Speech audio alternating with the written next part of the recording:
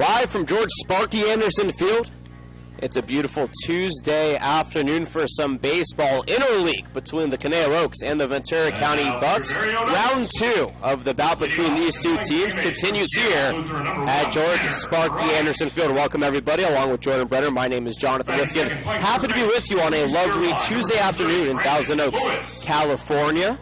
The Bucs coming in. The last time these two teams played, the Bucs won 3-1 back on June 13th. The Oaks, though, looking to right the ship after dropping 2 of 3 in Healdsburg this past weekend. That we are back here for the first time in 5 days. The Oaks were losers of 4 straight before their win on Sunday, where they won 8-1, and perhaps the most convincing win all season long. Jordan, as we bring you in, what changed on Sunday? They lost 11-4 and 11-2 on Saturday to the Packers, and then all of a sudden they put up 8 runs early.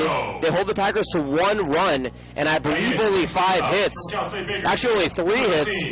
What changed, and how do they keep it going? A couple of things happened. First off, Dylan Francis on the mound was spectacular. By far the best start the Oaks have had all year long. They're going to need a similar start to Francis's start from Brandon Ponticelli today. He has not been great this season, but he certainly has the stuff to do well today and have a good start. Another thing that happened, there was consistency throughout the lineup. We saw run production throughout, not just with Brandon Lewis, Sam Shakin, and Cockrell at the top, but Zach Kamenko had a great day.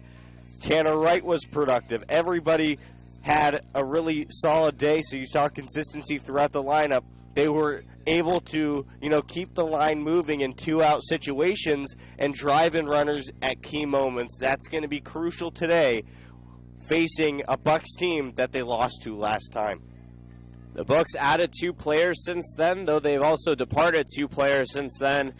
You see Coach Joey Garcia for the Oaks, the bench coach, and Coach George Veranu for the Bucs talking to our umpires. Only 2 umpires today, as this is an interleague game, though the Bucs are a CCL affiliate. We'll see if they end the season well enough to be part of the CCL, though so far they are 12-3-1. They are 4-3-1 in the CCL. One of those wins has been against the Caneo Oaks. Starting lineup, first for the visiting Bucs, and we'll give you the Oaks field, and then on the bottom half of the first inning, we'll give you the Oaks starting lineup and the Bucs field. Playing left field and batting first for the Bucs from Cal State Dominguez Hills is Kai Gomez. Behind him is Kyle Soberano, playing second base from College of the Canyons. Behind him, Caleb Farmer. He's playing shortstop from Colorado Mesa University. Frank Garriola is behind him in the cleanup spot from Holy Names, playing third base. Dalton Duarte, the big DH from Cal State Dominguez Hills, is batting fifth. Jake Selko is playing first base, and he's undecided where he is going, batting sixth. Cole Klez is behind him, out in right field from UCSB.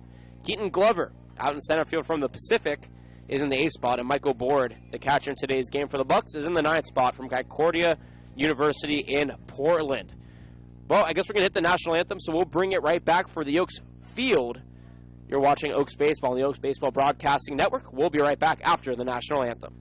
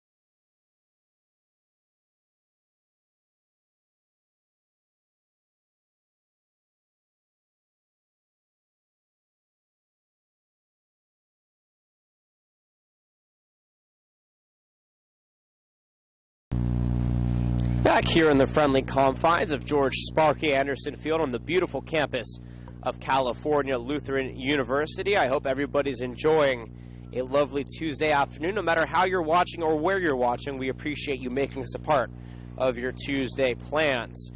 The Oaks Field for you is as follows. Out and right is Michael Tillman out of Pierce, headed to Cal State LA in the fall, and centers Andrew Lucas, the high school product, headed to CSUN, and in the left field is Chase Cockrell, the Ole Miss superstar. At first base, Brandon Lewis out of UC Irvine. Over at second base, Tanner Wright, the Cal Lutheran speedster. At shortstop, Will Pickett's headed from Pierce to Cal State Bakersfield in the fall. And at third base, Tyler Ryan from the University of the Pacific. Behind the dish for the Oaks, Zach Kamenko from UNLV. And on the mound out of Pierce Junior College, Jonathan Lavallee getting his second appearance and second start of this young season. The Oaks come in today at 6-9 overall, 4-8 in CCL play. The Bucs are 12-3-1, 4-3-1 against CCL teams. The Oaks don their navy blue uniforms with white letters on the front, outlined by a baby blue, and white numbers on the back. The Bucs sport their black uniforms with red letters on the front, outlined by white, and white numbers on the back. Jordan, we saw the Bucs warming up in navy or in camo uniforms earlier when they were taking batting practice. I like these black uniforms, but I think the navy uniforms are something special, and I'm surprised that they're not sporting them right now. Yeah, the black uniforms are nice, but I agree, nothing compared to the navy. One thing I want to point out about today's lineup for the Oaks, it's a little bit of an unusual lineup that Solis is going with today. Some different faces in the lineup in different spaces. Drew Sims at DH. I don't think we've seen that all year long. Zach Kamenko getting his second straight start. Coach Solis has gone with a committee approach throughout the season, but he's rewarding Kamenko's great game on Sunday today.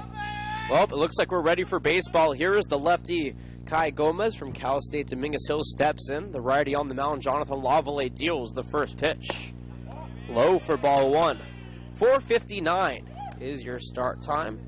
Weather at 76 degrees and breeze blowing out to right. No clouds to speak of in the sky. The 1-0 offering. This time is a strike on the outside corner. Jonathan Lavallee in his only start of the season back on June 13th, 13 days ago. 2 innings pitched, 4 hits, 1 earned run, 3 strikeouts, and no walks, and that was against the very same Ventura County Bucs as that pitch misses outside. 2-1 the count. The Bucs won that game 3-1 in a game that the Oaks thought that they had in the bag to begin with, just because on paper they look better, but the Bucs are a great team. They're great contenders. The 2-1 is ripped into center field, and that drops for a single. Kai Gomez is on first with the first base run of the game, and that's exactly what we were just about to allude to, is that they're fighters, they're competitors, and you can't count them out even though they are an interleague team. They're a CCL affiliate for a reason. They have proven that they can compete with these teams, and they may belong in this league in the future. Yeah, the early goings of the season, a 12-3-1 record. That's really special no matter what league you're playing in. But this team has beaten numerous teams from the CCL. It seems to me early on that they do belong and that they will be in this league next year. Stepping in now, the lefty Kyle Soberano. The first pitch to him is up and away for ball one. Jonathan Lavallee is a temporary pitcher for this team. Does not get consistent action, but gets a spot start here and there. We'll see if the coaching staff throws him again after today's start. The 1-0 offering runs away. 2-0 the count. Throws a fastball between 80 and 83. Sometimes he'll hit 84 if he's really feeling it on the mound. Changeup slider combination. Though the Oaks have a couple of pitchers already tossing in the pen, Jonathan Lavallee only projected to go the first 2 innings of the ball game. Brandon Ponticelli, one of the guys out there at the bullpen for the Oaks, it almost looked like there was a balk out there for Lavallee as Gomez took a very nice lead off first base. The Lavallee looked him back right in time. Good heads up yelling by the Oaks bench. The starter comes set and deals the 2-0. Slapped foul out of play. 2-1 the count now to Kyle Soberano.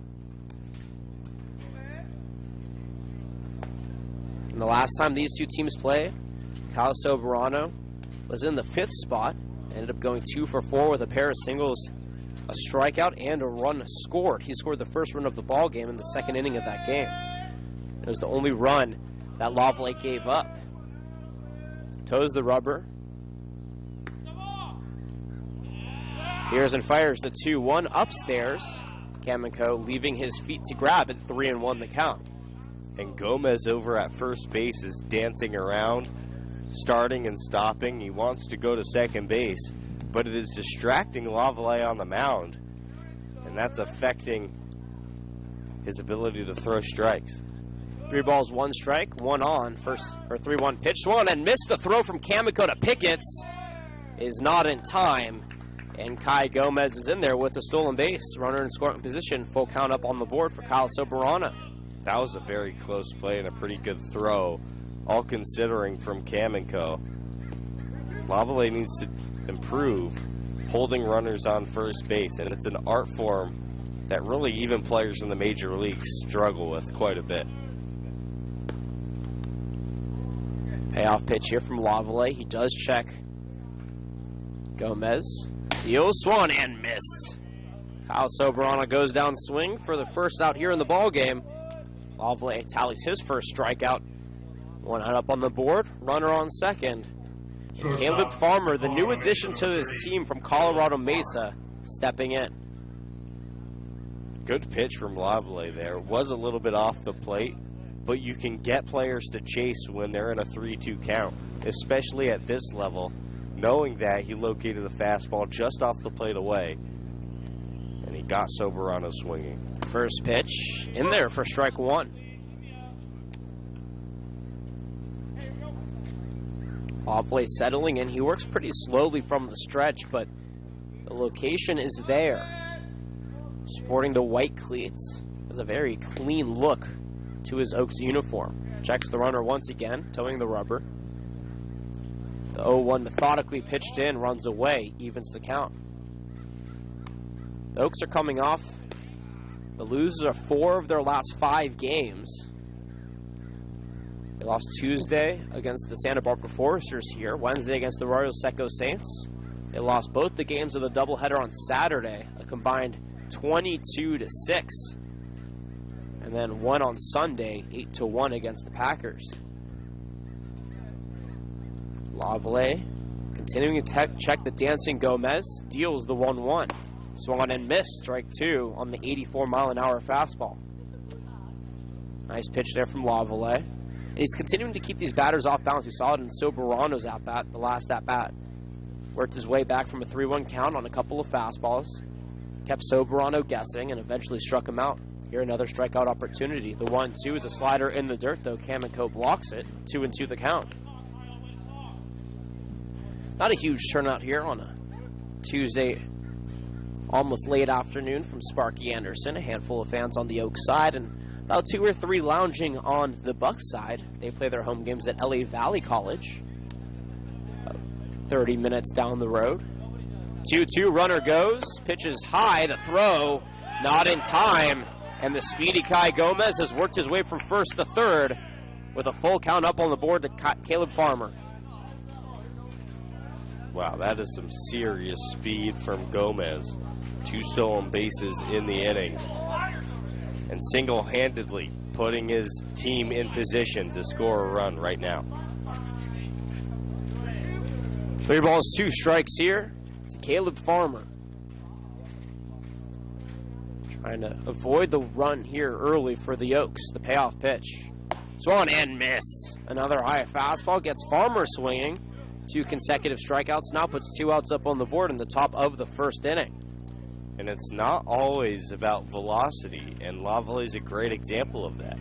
2 strikeouts on 2 very well-located fastballs. Strategic pitching can also lead to strikeouts, not just flame-throwing pitchers. Frank Garriola, now another new addition, steps in from Holy Names. The first pitch to him is low and away for ball 1. The third baseman batting cleanup was not on this team the last time these two teams played, back on June 13th. The 1-0 in. Swung on and missed. The ball gets away from Kamiko. He chases it down, but it's not enough. And Gomez will race in to score the first game of run here. 1-0 the lead for the Bucs on the wild pitch. And you hate to see that. Kamiko had done a really good job all inning. But it wears you down as a catcher having to block so many pitches, and that one just gets away from him. And it's unfortunate because looked like Lavallee was going to get out of this inning. 1 ball, 1 strike, 2 away. 2 stolen bases for Gomez. The 1-1 bounces in the dirt. 2-1 the count. Kai Gomez also had 2 stolen bases in the matchup back on June 13th. He stole a base in the 1st and in the 5th. Ended up getting on base 3 times, but only went 1 for 4. 2-1 offering. Misses up and in. 3-1 the count. And once again, Lavallee, working from behind. He worked from behind against Kyle Soberano, 3 balls to 1 strike, ended up striking him out. He was ahead of Caleb Farmer, 1 ball, 2 strikes, but even the count. And here against Garriola, down in the count, 3 balls and a strike. Offers. Slapped up over to short. Pickett's near the outfield grass. Fires it over to first for out number 3. 1 run, 1 hit, no errors. Nobody left on base is the final line. In the top of the first inning, the Oaks have Tanner Wright, Brandon Lewis, and Drew Simmons to kick off their half of the first after this on the Oaks Baseball Broadcasting Network. Guys, a mistake on the wall.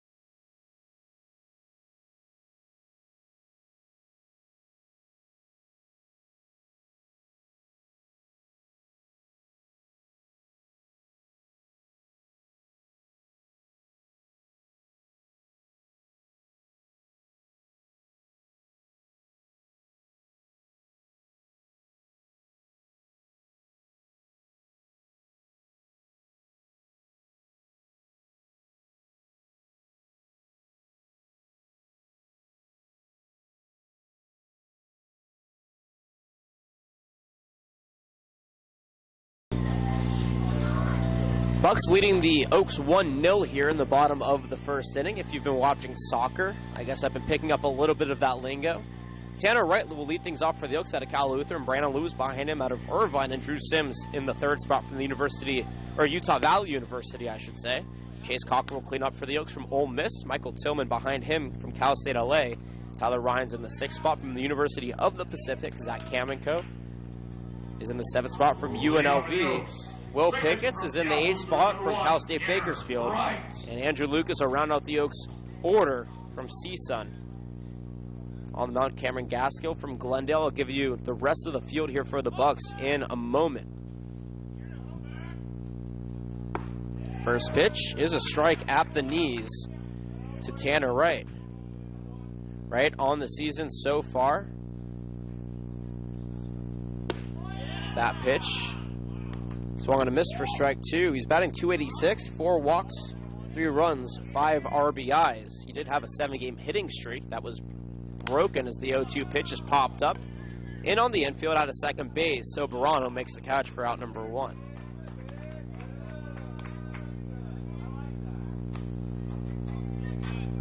And that'll bring up Brandon Lewis, who has been absolutely spectacular as of late. He has 2 home runs, including 1 over the weekend. He's batting .288. 6 walks, 9 runs, 9 RBIs, both lead the team.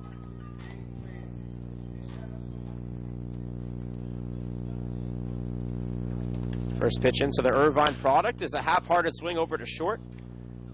Caleb Klez fields it over to first in time for out number 2. 2 quick outs here for the Oaks.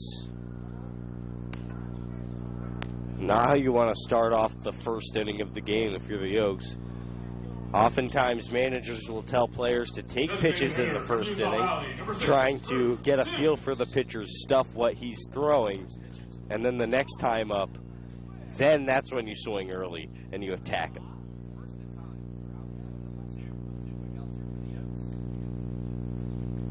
I bring up Drew Sims now. He takes a strike. No, called a ball. Looked like a strike on the inside corner. Batting .375 so far. As the 1-0 offering, cracked foul, 1-1 the count.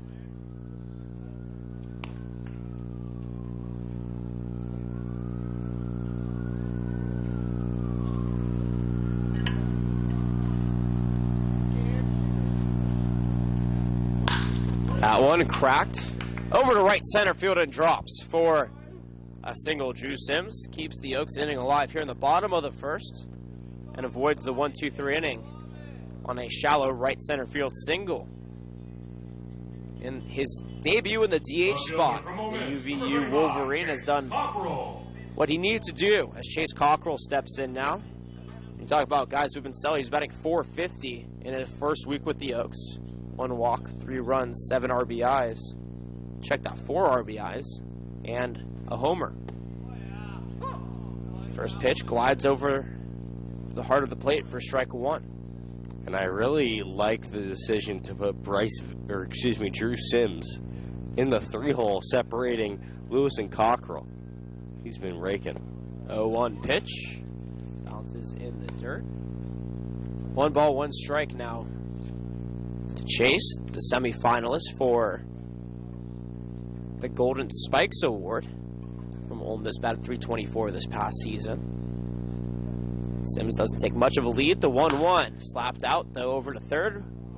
Oaks third base coach Brian Wilson tried to make a catch, but allows it to go over to the fence, probably wisely. We saw head coach Solis, who was the third base coach on Sunday, try to palm one out there, and it slapped off the skin of his hand.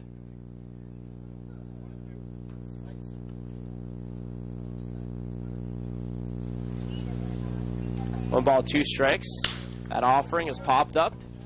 Bearing to his right is Glover in center field, and he makes the catch for out number 3. The Oaks go down quietly here in the bottom of the first inning. No runs on a 2-out hit by Drew Sims. No errors, and they leave them stranded on base.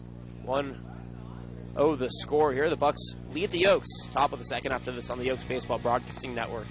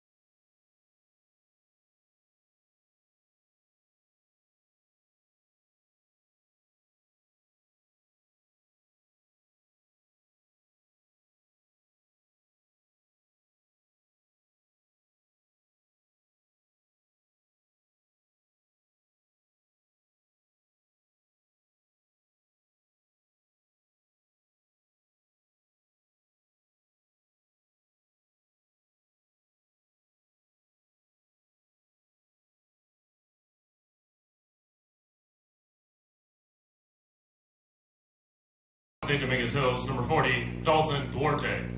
Dalton Duarte, big lefty from Cal State Dominguez Hills, will lead the Oaks off. Excuse me, the Bucs off. The Oaks are on offense, or defense now. Obviously, they're on offense. They're trailing 1-0, though, as Jonathan Lavallee is on the mound. The first pitch is a 1-hopper. Now 2-hopper back to Lavallee. He fields it and tags Duarte on the base path for out number 1. Heads up play over there. by Lavallee to be able to be athletic enough to field that ball, understand that it was going to be a tough throw at first base, and just turn and tag the runner. So call that an unassisted one. Not Jake something you Selko. see every day in the scorebook, and that'll bring up Jake Selko now. He's undecided where he will go in the fall. Cole Klez behind him, and Keaton Glover should we get that far in the inning. One away, Oaks trail 1-0. Jonathan Lavallee working back on the mound now. Deals the 1-0 here to Selko. Ball missing up and away. A lot of lefties in this Bucs lineup. We've only seen 2 right-handed hitters so far. Of their first 5, now 6 batters. 1-0 in.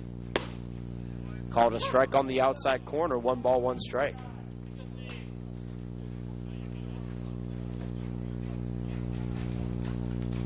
Middle infield playing back. Tanner Wright likes to play on the grass. Not something you typically see from a second baseman. As the 1-1 pitch is a beautiful breaking pitch, dropping at the knees. 1 ball, 2 strikes the count. But he said that he gets more traction out there, and that's why he does it. And he's been a pretty reliable fielder for the Oaks all season, so you can understand why. If it's effective, why not? 1-2. Lighthearted slap over to third. Ryan over to Lewis for out number 2. Tyler Ryan, normally an outfielder for the Oaks, has had a stint at third base and second base this season, getting his second start over in the corner field position. And he's been pretty good overall, only 2 errors on the season, once at second base and once out in the outfield. So far, 1 for 1 on the day from third base. That'll bring up Cole Klez now. What I noticed from Oaks, what I have noticed from Oaks pitchers this year, is that when they get through the first inning relatively unscathed, they settle in throughout the game. Klez check swings, but they're saying it was a strike regardless, no balls and a strike. There was some confusion on how to pronounce his last name. It's spelled Kleszczz. But we got confirmation it is indeed Klez. It's the 0-1 pitch. Is another pitch swung on and missed. 0-2 the count. Check last name. Sporting a purple helmet. He is from the University of California, Santa Barbara. One of the only Division I players in the lineup here for the Bucs. 0-2 pitch. Fastball swung on and missed. Strike 3. And Lavallee tallies the 3rd strikeout and puts the Bucs down in order here in the top of the 2nd inning. No runs, no hits, no errors. Nobody left on base. We're through 1.5 from Sparky Anderson Field. The Oaks trail 1-0 right here on the Oaks Baseball Broadcasting Network.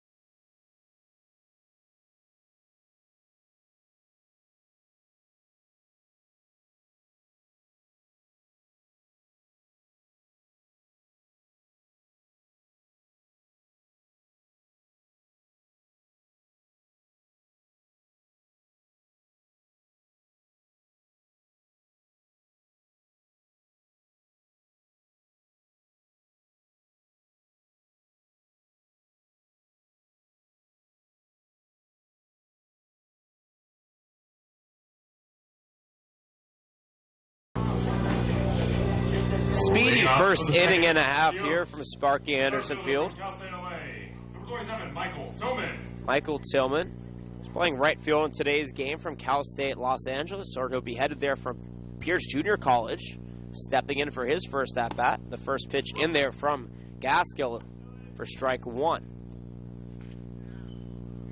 Tillman so far on the season, 220 batting average, 7 walks, 7 runs, 5 RBIs, as that pitch bounces out of the glove of Michael Borg and misses low for ball one. The Oaks have had their offensive struggles as of late. As a team, they are averaging over 4 runs a game, but they're only batting .244, and their team ERA is a 3.37, as that one is skied to center field. Glover, though, has a handle on it and makes the catch for out number 1. And they're really looking to try and break this slump. Only 2 runs in game number 2 on Saturday after a 4-run game on the first game of the doubleheader, where they lost 11-4 and then 11-2. They finally put up 8 runs on Sunday. That was their second highest total of this, actually third highest total of the season. They put up 14 runs in the 14-5 win on June 12th, and then 9 runs in the 9-1 win a week ago. The first pitch of Tyler Ryan jams him, but he fouls it back for strike one. On the season so far for Mr. Ryan, the man with 2 first names we like to call him, batting 147 for 13 strikeouts. 2 walks as that pitch misses outside. 1 ball, 1 strike, and 67 miles an hour on the gun here, Jordan. Wow. How do you stay balanced to be able to hit something like that? Practice. That pitch at 74 has Ryan way out in front, 1 ball, 2 strikes. But these guys don't practice. These guys practice against 90 to 95 miles an hour because that's what they're supposed to learn how to hit against. And all of a sudden, you're facing a guy who's throwing in the low 70s to mid 60s. You got to just train your brain to be able to just sit back that extra second and wait for that pitch. 1-2 pitch to Ryan is slapped back. That one at 83, so Gaskill really changing up speeds here to Ryan. I think Tyler Ryan's due for a big day very soon. I don't know if it's today, but we're talking about a really talented hitter, and he hasn't been producing so far. Fighting off another tough pitch, a curveball at 69. 1 ball, 2 strikes, the count remains, and he's really positive. He's one of the more positive guys, I think, on this baseball team. I'm not saying not all of them are positive. They all are, but for someone in his position who's had a rough start, batting 147, he's always kept his head up. He's always had a positive attitude. You need that. But he strikes out right there on the 1-2 pitch. Sent back swinging, and that's the first strikeout of the ball game here for Cameron Gaskill, and it comes with 1 away in the second inning. Oaks trailing 1-0. Both teams with a hit. The difference was the Bucs got their hit to lead off the game, and that was Kai Gomez. He ended up stealing second and third before scoring on a wild pitch. Zach Hamico, the catcher in today's game, stepping in. 313 batting average. He had a great weekend as he slaps that pitch back off the glove of Borg for strike one. And when I say he had a great weekend, he really did in the number 9 spot in game number 2 against the Packers. Had the first 2 RBIs of the ball game in the second inning. He ended up going 2 for 2. He also walked and had his run scored and a single in the 5th. Ended up being pinch hit for by Bryce Vitt, though, thereafter. 0-1 pitch. Sliced into shallow left field, and that drops for a single. Kamenko gets a 2-out single here for the Oaks. And how about this, Jordan? The Oaks now have 2 2-out singles in this ball game, and they both come by their catchers. First by Drew Sims, and now by Zach Kamenko. Zach Kamenko is certainly heating up. He really wants to be that go-to catcher for this team. He's doing whatever he can. Last game he played on Sunday, 2 for 2 with a walk, including a big 2-out, 2 RBI knock. So he's certainly making his case. Will Pickett steps in and takes that pitch low for ball 1. He's second on the team in on-base percentage, which is ironic because his batting average is a .042. And when I second, I mean in terms of his plate appearances per at-bats, and his on-base percentage is over 300. He foul tips that one back. Actually, no balls, 2 strikes now, my mistake. But while he is struggling, he has found other ways to get on base. He's been hit by a pitch 3 times. He's walked 6 times. Only struck out 7 times in 35 plate appearances. So while he isn't hitting the ball well, he has found alternative ways to get on base, and that's what you want from a guy struggling. 0-2 pitch bounces in the dirt, though Borg gets in front of it and keeps Kamiko at bay at first base. 1 ball, 2 strikes here to Will Pickett's, sporting the black and red Pierce Junior College helmet. His father, Bill Pickett's, in the crowd, head coach at Pierce Junior College. But Will is headed to Cal State Bakersfield in the fall to join the Roadrunners, as that 1-2 pitch misses low and inside and evens the count. And he's going to be an asset there. With a guy as smart as him, as disciplined as him at the home plate or in the right-handed batter's box, it's hard to say, well, I don't think he will be a contributor, because I think he will. Slaps that one up the middle on the second hop. Farmer tags second base and ends the inning. An unassisted 6 ground out leaves us in the second inning. No runs, 1 hit, no errors, 1 left on base. The Oaks trail 1-0, top of the third after this on the Oaks Baseball Broadcasting Network.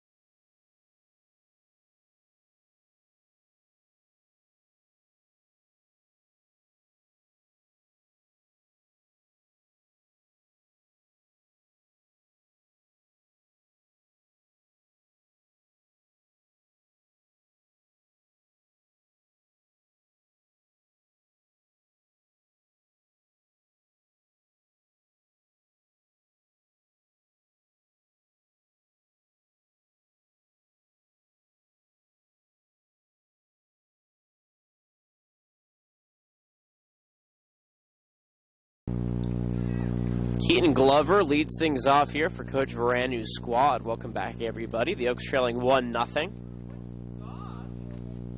Glover from the University of the Pacific. The other of the 2 D1 players gets belted by Lavallee's first pitch on the left tip, and he'll head over to first base, given the free base. After Lavallee sent down 3 batters he faced in the second inning, he starts Keaton Glover off with a fastball right into the bone. Catcher number 29 from Concordia, Portland, Michael Board. That brings up Michael Board now from Concordia, Portland, one of the 12 Concordia University colleges in the country. Borg is in the 9th spot as Lavallee offers the first pitch. He shows bunt, gets it down over to third. Lavallee mishandles it, reclaims it, fires it over to first in time. But the sacrifice works to perfection as Glover's over to second base safely. Lavallee almost mishandled that ball to a point where it would have been really bad, and Borg could have reached first base, but he recovered nicely. That was an unbelievable play by Lavallee. I mean, in one motion, he lost the ball, regained possession of the ball before it fell to the ground, and still managed to muster up a throw that had enough velocity to get Borg out at first base. That's a big out. Runner on second, 1 away, and Kai Gomez, the speedy Cal State Dominguez Hills left fielder, stepping back in. Led off the game with a single, stole 2 bases, and scored the game's only run. Shows bunt, pulled back, called strike, though. Over at third base is the head coach for the Ventura County Bucs, Coach George Vranu. He's an associate scout with the Milwaukee Brewers. He was a former full-time area scout, though, with the MLB Scouting Bureau in Southern California and Northern California. He's also coached from the high school to the majors throughout his 20-year career as a coach. Though he likes scouting more, so that's what he does. As time is called behind the plate as the pitch comes in, and It's very interesting that umpires will award time when the pitcher's in the stretch. Typically, especially in college and at the professional level, you don't see that being allowed. Once the pitcher comes set, you're no longer allowed to call time in the box. Gomez, though, got away with that one as he swings the bat over his left shoulder. Lavallee working slowly as that pitch is fouled back. 0-2 the count here as Gomez actually lost his bat, but recovered it. 1 run, 1 hit here for the Bucs. No runs, 2 hit for the Oaks. The Oaks have struggled with leaving runners in scoring position or on base at the end of innings all season long. So far, they have 2. Excuse me, the Bucs have 0.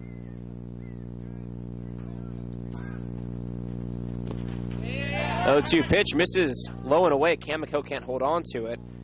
And the wild pitch puts Glover over at third base. Again, the wear and tear behind the plate for Kamiko. A lot of balls in the dirt that he's doing a great job blocking. Just a couple slip away, and those make all the difference. Run on third, 1-2 count here. And we'll see how Kai Gomez handles that as Lavallee offers. Speared down the right field line. It's the wall, but it's foul. 1 ball, 2 strikes. The count remains to the Cal State Dominguez Hills product. This is a 1-game homestand for the Oaks. We'll be headed to San Luis Obispo tomorrow. The Oaks will take on the Blues there at 6 o'clock at Sinsheimer, 5:45 pregame show. Back home for a 1-1 on Friday. The Oaks play at home against the Orange County Riptide, and then they leave to head to Orange County to play the same team. 1-2 pitch is a grounder foul once again. Then the Oaks open up a 2-game homestand on Saturday and Sunday against the Pacific Union Capitalists, known as the Puff Caps. And that's how the rest of the week looks for this team. We'll reiterate it later in the broadcast. Top of the third inning here. 1 on, 1 away, 1-2 count. Lavallee deals. Outside, good backhand by Kamiko evens the count. The Oaks have 3 big CCO games coming up. They're currently sitting in the 6th spot, though only a game out. Or a game and a half out, I should say, because they still have a game pending against the SoCal Caps that's tied 4-4 going into the 10th. 2-2 pitch. Looper into left field, and that's going to drop, scoring a run. Kai Gomez is 2 for 2, and small ball has been the answer for him. He has an RBI single, a run scored, and has accounted for both the runs up on the board. The Bucs lead 1-0. Yep, just dropping his barrel to the bat. It was a good pitch from Lavallee. But at the end of the day, when you put the barrel to the baseball, good things happen. Drops one into the left center field and is rewarded with an RBI base hit.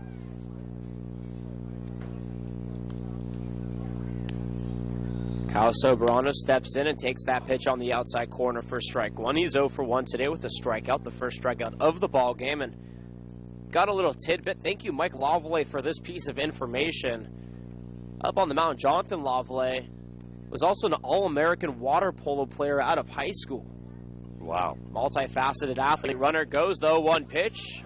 Looper out into left field, but it just goes foul for strike 2. The entire Ventura County Bucs team was hoping that it would stay fair, but just went foul.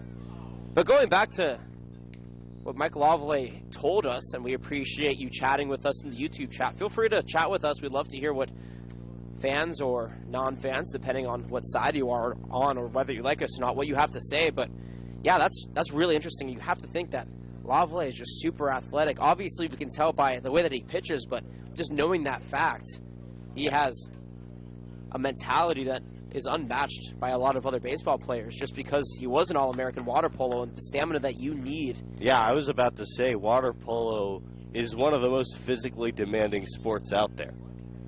You need to be in impeccable shape to be a good water polo player. And to be an All-American nonetheless. Lavallee deals the 0-2. Runner it goes. It's cracked over to first. Lewis gets it on the second hop. Tags first base for out number 2. On the putout, though, Kai Gomez is over on second base. The hit and run worked there well for the Bucs. They have a runner in scoring position once again. And with how Kai Gomez has been running and with Kamiko unable to throw out runners as of late, do you think that Gomez may test him here with 2 outs? I think there's a good chance because third base usually doesn't matter very much with 2 outs. But the fact that Lavallee has thrown a few pass balls, there might be some incentive to take third and possibly score on a wild pitch. Caleb Farmer stepping in now. Expect Gomez to dance as the first pitch is popped up to right field. Tillman doesn't have to go very far, though, to catch it. And I guess Gomez won't have an opportunity to steal because this top of the third inning is over. 1 run, 1 hit, no errors, and 1 left on base. The Oaks trail 2-0. They'll have the 9-1 and 2 hitters due up here in the bottom of the third. When we come back, you're watching Oaks Baseball on the Oaks Baseball Broadcasting Network. We'll be right back. Oaks trail 2-0.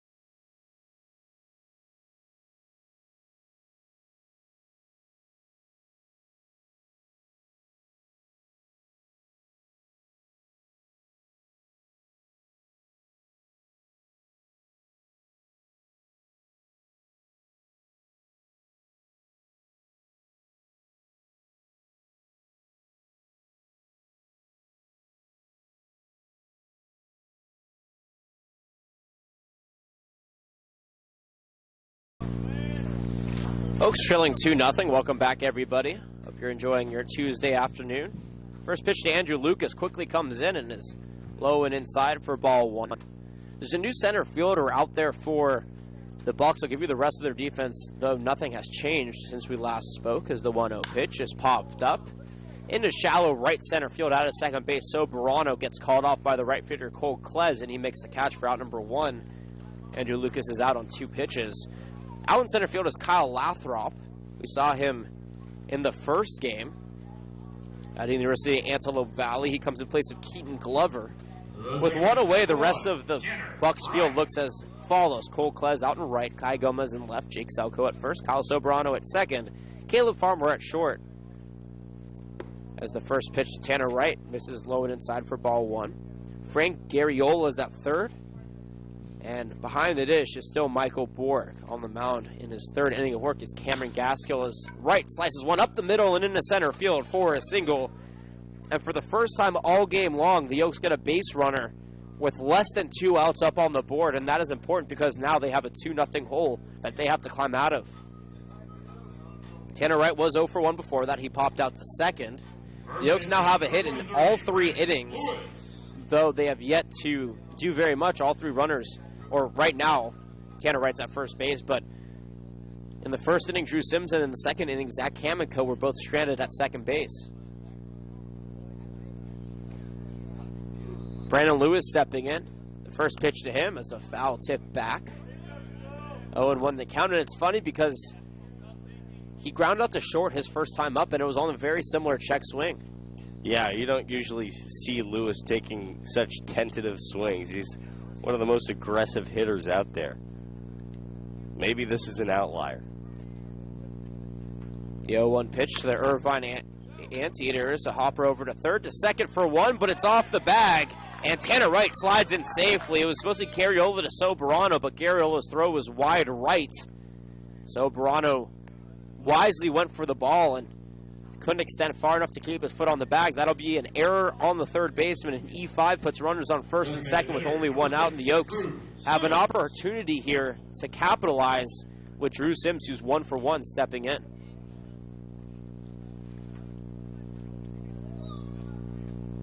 First pitch, foul tipped, back almost into the glove of Borg, though it looked like it came down on his shin. He's sitting there adjusting his left shin strap. It may have just unbuckled him, but he looks like he's in some sort of pain.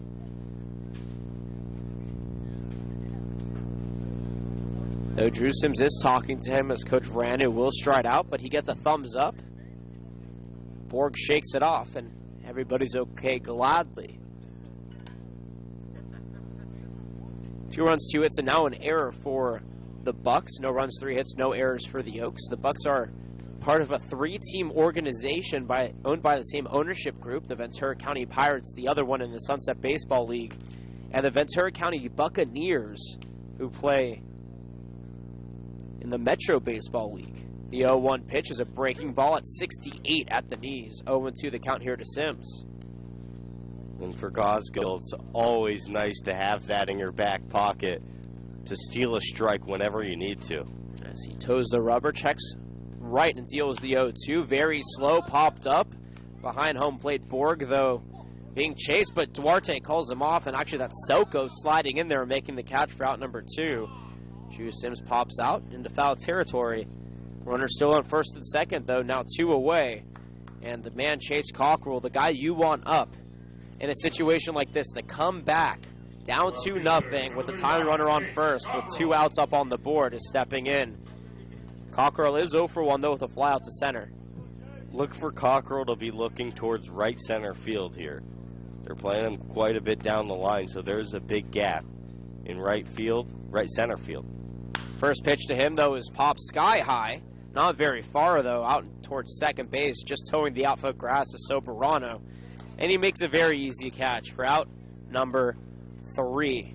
No runs, 1 hit, 1 error, and 2 left on the base. The Oaks couldn't capitalize with 2 runners on and 1 out.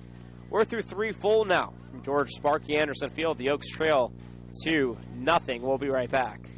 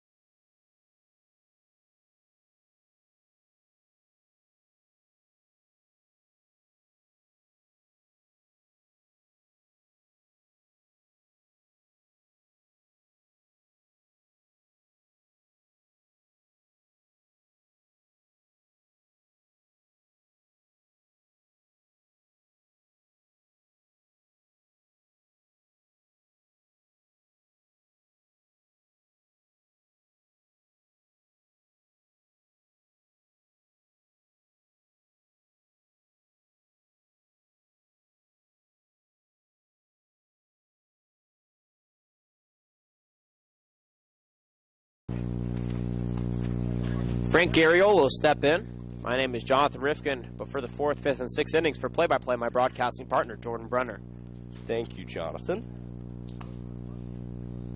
First pitch in, lined into left field for a base hit.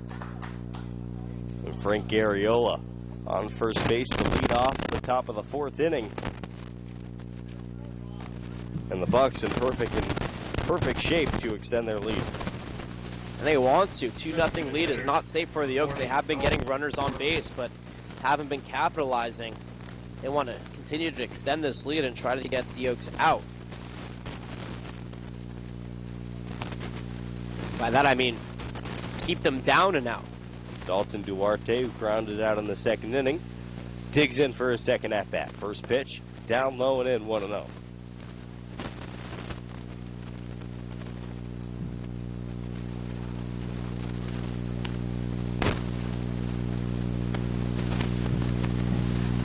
Pitch to Duarte. Lavalley gets his sign. The runner goes. The pitch is lined into right field. Down for a hit. Garriola over to third base first to third on the Duarte base hit. Runners at the corners now with nobody out in the inning. Duarte has been a nuisance for the Oaks in that first game, and now right here, make that 2 games that he's really gotten to these pitchers, puts runners at the corners with nobody out and an opportunity for the Bucs to extend their lead. Yeah, great swing from Duarte there. Dropped the barrel to the baseball and the fastball down and in. That's usually a very tough pitch to get to. But a really good swing, drops it on a hard line drive into right field as the new hitter Jake Selko comes in. First pitch to Selko, taken for a ball. Selko ground out victim back in the second inning. Undecided where he wants to play college baseball next season. The 1-0 pitch, kicks and fires. Lifted high and behind us, out of play, 1-1. 2 runs, 4 hits, and error for the visiting Ventura County Bucs. No runs on 3 hits, no errors quite yet for the Caneo Oaks. They had a prime opportunity to score in the bottom half of the third. Couldn't bring anybody around. 1-1 pitch from Lavallee peers in for a sign and offers. Change up low, 2-1. And Lavallee has been impressive so far today. Despite the 2 runs, he's shown pretty good command. Fastball, slider, changeup combination. As the 2-1 pitch comes in, a swing and a miss at the changeup down low, 2-2. And Solis originally slated him to only go 2 innings. Here he is going into the 4th. This team really trusts him. Again, a temporary player, though the Oaks do have Joe Torres warming up in the bullpen. Yeah, Coach Solis really trusts his stuff. And Duarte had that base stolen. That must have been the first stolen base ever for the big man. He literally walked into the bank and could have walked out with all the money without anybody stopping him, but his batter, Jake Selko, who actually did the right thing with the hit and run, didn't realize that Duarte was basically standing on second when Lavallee dealt that pitch and foul tipped it back. So still runners at the corners. 2 balls, 2 strikes. Lavallee peers in, takes a deep breath, and here's the pitch. On the ground of the right side, over the glove of Lewis at first, but luckily goes foul for the Oaks. Into the Bucs bullpen out in deep right field.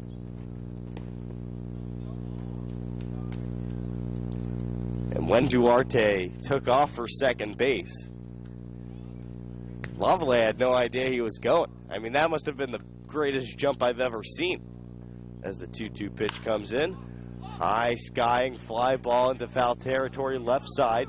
Tyler Ryan adjusts, fall to the ground, but he still cannot make the play. A good effort though, and the count will stay at 2-2. It's hard here at Cal Lutheran. We talk about it time and time again, how much real estate there is in foul territory, whether you be down the lines or behind the plate. Catchers, fielders get lost all the time because that ball, especially hit so far up, gets lost in the sun, and then you have to readjust because there's so much room. You don't know when it's going to end, and right there, Tyler Ryan just overshot that ball a little bit. 2 base hits so far in the inning, resulting in runners at the corners. 2 balls, 2 strikes, no outs. Lavallee kicks and fires. Curveball caught the edge. Called strike 3. A big first out in this inning as Lavallee delivers his 4th strikeout of the game on a nasty backdoor curveball on the outside corner. Right fielder, number 28, Much needed strikeout there for Lavallee. He got the first out up on the board, and now you have a prime double play situation. Keep the pitches low. Get Klez to ground 1 out up into the middle infield because both Pickett and Wright know how to turn 2 with ease. So 1 out now. Jonathan, you mentioned a ground ball gets a double play and the Oaks out of the inning as the first pitch to Cole Klez comes in downstairs, 1-0. Klez out of UC Santa Barbara. Struck out back in the second inning. It was a strikeout swinging. Lavallee gets a sign from Kamenko. The runner goes. The ball is fouled back to the screen. And again, Dalton Duarte, the master of jumps over at first base, Fool me once, shame on you. Fool me twice, I guess still shame on you, because Lovelay still didn't get the message, and he's not keeping Duarte close over at first base. You know, he's getting batters to foul off pitches and get strikes up on the board. I don't think he's complaining too much. So count even at 1 with an out. Lovelay peers in. The pitch, slider down and away, 2-1. Action out in the Caneo Oaks bullpen. Nothing brewing in the Bucs bullpen out in right field. 2-1 pitch from Duarte. High skyer in foul territory, right side. Lewis running out of room, and it's out of play. 2 balls, 2 strikes. Good strikeout opportunity. All you need to is really get an out without the run scoring. If Lovelay can find a way to get out of the jam that he put himself into with runners at the corners with nobody out, which I think he's working through very methodically and he can do, that's a good inning for him. Outfield is in, at least more shallow than normal in case a fly ball comes to them. They will have a play at the plate. The 2-2 pitch, slider, beginning to go was Klez, but he held up. The count is full at 3-2. And here comes a really big pitch. So such a good at-bat so far for Lovelay on the mound. Be a shame to waste it with a walk. The 3-2 pitch, Duarte goes, won't matter. The pitch is downstairs and away. The bases are loaded now with 1 out, and Keaton Glover coming to the plate.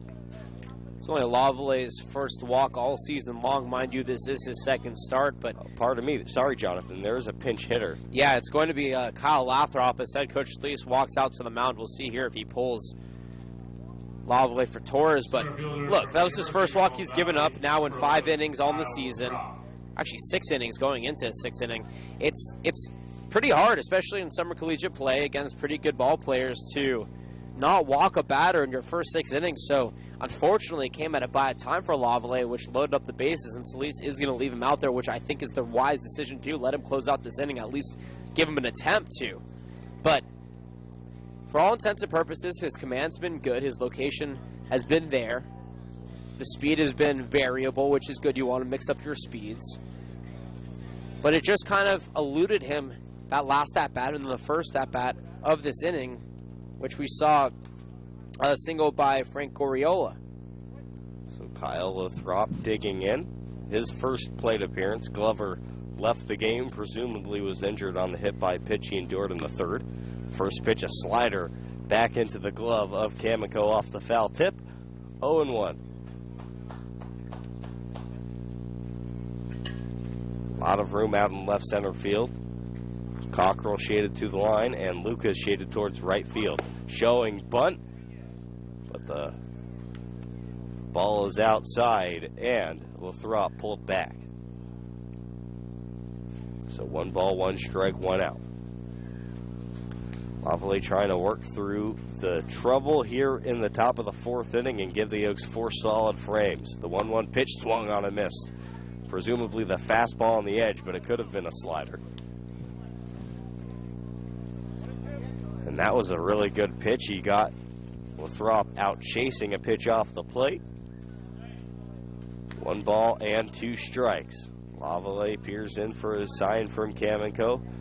Sets. Kicks and fire. Swung on a missed slider. The runner can't go anywhere, and Kamiko applies the tag anyway. 2 outs in the inning on the 5th strikeout for Jonathan Lovelay. Nice pitch. Mixing up the zone. Get a couple of fastballs. Outside corner, and then a slider in the dirt, and you completely have Kyle Lathrop guessing. Well done to get out number 2, and now you have 1 more batter to face to try and get out of the jam, and I think Lovelay knows what he needs to do. He just has to execute here. Michael Borg, the new hitter, grounded out to first base his first time up, swings and misses. At the first pitch, a fastball upstairs, 0-1. And Lovelay displaying his ability to get the strikeout here. I didn't know he had it in him. Clearly he does. He's got swing and miss stuff. The 0-1 pitch. Fastball on the outside corner. A beautiful brush of paint with some precision right there. 0-2.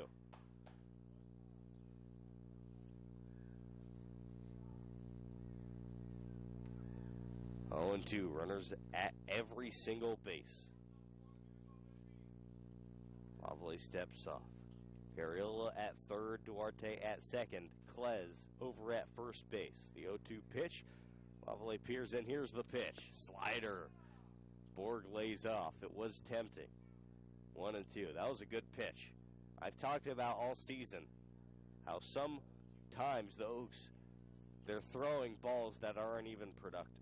But that was certainly a productive pitch right there. The 1-2.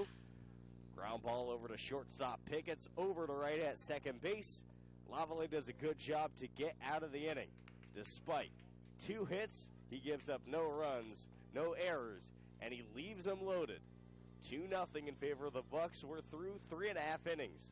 Don't go anywhere. You're listening and watching to Oaks Baseball and Oaks Baseball Broadcasting Network. In this year's 2018 Major League Baseball Amateur Draft.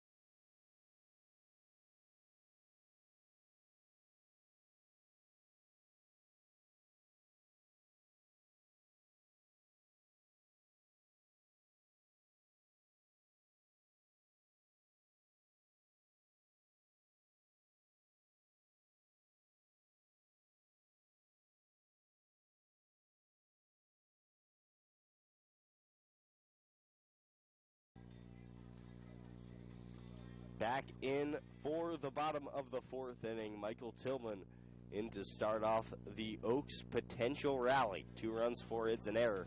For the visiting Bucs, no runs, 3 hits, no errors. For the Caneo Oaks, Tillman hit the ball hard his first time up. A fly out to deep center field. But the wind kept it inside the ballpark. First pitch to Tillman. In there, strike 1 at the knees. On deck, Tyler Ryan, the third baseman. 0-1 pitch on its way. Off speed, caught the inside corner. Tillman can't believe it. 0-2. Windy day. See the flag out in left center field.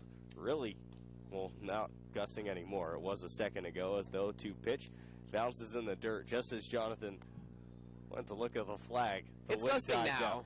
Yeah, they're gusts. I think your point was taken. Yeah. Is what I'm saying. It's not a consistent 15-mile-an-hour wind, but there are gusts for sure. The 1-2 offering, off-speed ground ball over to shortstop. Farmer over to first base, just getting Tillman, who was hustling out of the box for the first out of the inning.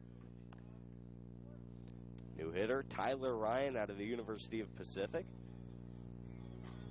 A strikeout back in the second inning, but it was a good at-bat. 34, Tyler Ryan. Fouled off numerous pitches and went down, but he did go down screaming.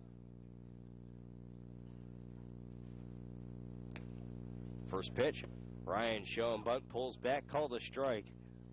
No ball's a strike. Yeah, Ryan trying to steal a base hit right there. The infielders all back. The 0-1 pitch. Fastball down the left field line, just foul. Ryan scorched that one. Still walking down first base, desperately wanting that hit. but he'll head back to the batter's box down 0-2. The Oaks have to be careful because that ball was obviously foul. And on Saturday, there was a very similar ball that went foul, but they all thought it was fair in Healdsburg, and the umpire gave them a warning. Right here, they were also heckling the umpire. That ball was obviously foul. They thought they wanted it to be fair, but they have to be careful because they've already gotten a team warning once this season. So the count is 0-2 to Ryan. The kick and the pitch. Slider down and away. 1-2.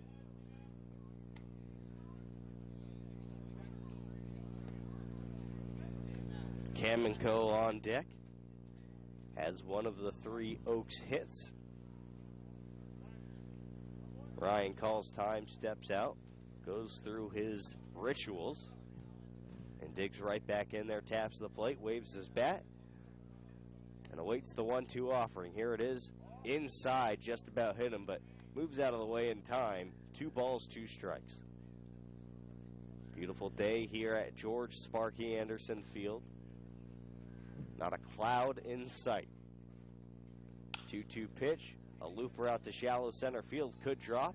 Glover coming in, but no, it's the right fielder, Cole Klez, coming in and making the running grab for the second out of the inning. So it'll be up to Zach Kamenko. Catcher, number 7, Zach Kamenko. Yeah, this is going to be a big spot. He got that 2-out single the last time he was up back in the second inning. If he can recreate that here and have Will Pickett stepping up, who's been a man-on-base machine in terms of just getting on base, that could be good for the Oaks. First pitch, curveball, taken for ball 1 from Kamenko. Base hit in the second inning, his first time up. The 1-0 pitch, lined over to the shortstop on the short hop. Farmer can't field it. He realized over to first, but he throws it away. Kamenko will hustle to second base. And he stands on second base with a base. No, it's got to be 2 errors on that play, Jonathan? Just 1 error. Look, yes, you sound like it should be 2 errors because of the mishandle in the throw. They do give him 2 errors. Technically, because the first error created the entire play to go erratic, it should be 1 error, but they are going to give 2 errors here because of the miscue and the throw. Again, normally you don't see 2 errors on a play like that. Normally you only see 1, but down the stats book, I guess we'll put 2 errors. So a couple errors results in a couple bags for Zach Kamenko. He's suddenly in scoring position for Will Pickett. Pickett takes the first pitch inside, 1-0. And Pickett's desperately needing a big knock. He has done a great job getting on base, working through the slump productively, as a lot of players don't do. But he needs a hit. The 1-0 pitch, high fastball, fights it off. Back behind us, out of play, 1-1. And all of a sudden, Kamenko on base 5 times in a row, dating back to Sunday. 1 ball, 1 strike. A slider lifted out of play. Into the parking lot it goes, 1-2. The Oaks need this one today. Even though it is interleague, to be 6-9 right now and to break that 1-game winning streak that they were able to kick off because of the 8-1 win on Sunday. If they can win today and bring that 2-game winning streak into San Luis Obispo tomorrow for a much-needed CCL win, that would be key. 1-2, a line drive out to center field. Will it drop? No. Lathrop makes the running catch to end the threat. No runs, no hits, 2 errors, and a runner left on base. 4 have come and gone, 2-0 in favor of the Bucs. We'll be right back. You're watching Oaks Baseball on the Oaks Baseball Broadcasting Network.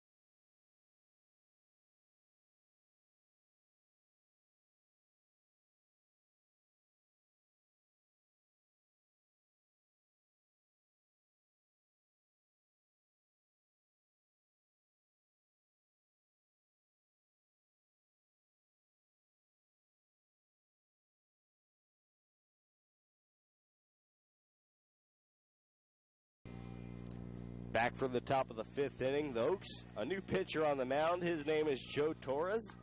First, the line on Jonathan Lavallee. He went 4 innings, gave up 4 hits, 2 runs, both of them earned, a walk, and 5 strikeouts. Torres, out of UC Davis, has gone 3 1/3 innings this summer, pitched that to a 2.70 ERA, and also has 4 strikeouts. Next hitter for the Ventura County Bucs, Kai Gomez. 2 base hits today, a run scored, and a couple bags stolen. First pitch, a slider, catches the outside corner, 0-1. Good pitch from Torres to start off today. Gomez also added an RBI on his base hit back in the 3rd. 0-1 pitch, change up, down and away, 1-1. Reiteration of your infield, Lewis, right, your right side. Left side, Tyler Ryan at the hard corner. Pickett's at shortstop. Ground ball over to second base, right fields. Pitch over to Torres at first. They got him by a step. Lewis went over to try and help Wright get that ground ball. It was kind of in no man's land. But Torres, a heads-up play to cover first base there, and he hustled over there in time to get the first out of the inning on a 4-1 putout. Second baseman number 9, Kyle Soberano. Kyle Soberano now 0 for 2 today. He struck out back in the 1st inning. From College of the Canyons, takes the first pitch, 1-0. On deck, always dangerous, Caleb Farmer, and then after him, Frank Garriola.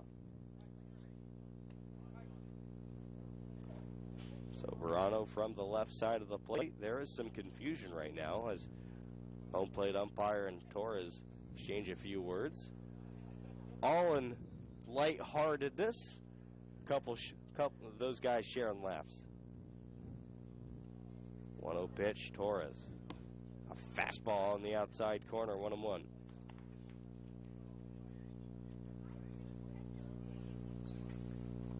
Soberano adjusts his batting gloves, now steps back in there. 1 ball, 1 strike, 1 out. Ground ball over to shortstop Pickett's fields. Has to hustle. The throw over to first base gets him by a step on the rocket cannon arm of Pickett's. Pickett's has been stellar. Normally shaken, of course, that shortstop out there for the Oaks, but right now Will Pickett's gets claim to that part of the field, and he's been really good. He's had 3 ground balls, 1 pretty hard to handle, and so far he's been stellar in that position. So Caleb Farmer, a fly out, a strikeout in his 2 ABs. Slider down and away, 1-0. Farmer attends Colorado Mesa. Cam & Co. puts down a sign. Torres agrees. The 1-0 pitch, a slider, had the movement, caught the plate, but it was upstairs. 2-0.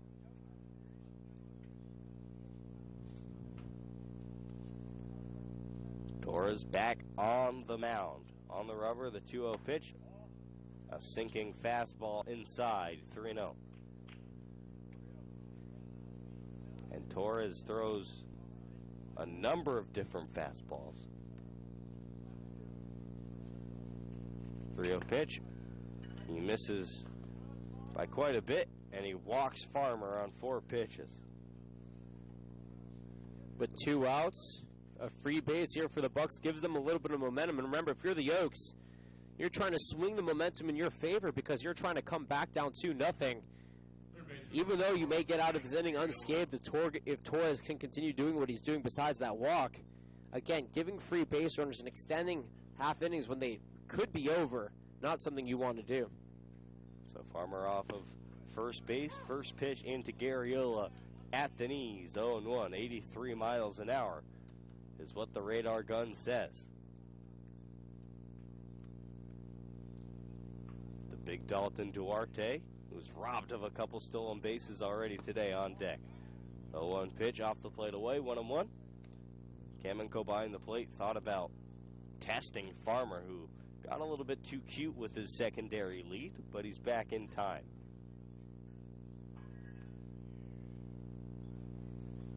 Big gap in right center field. The 1-1 pitch, slider at the knees. Good frame from Kamiko, sealing a strike.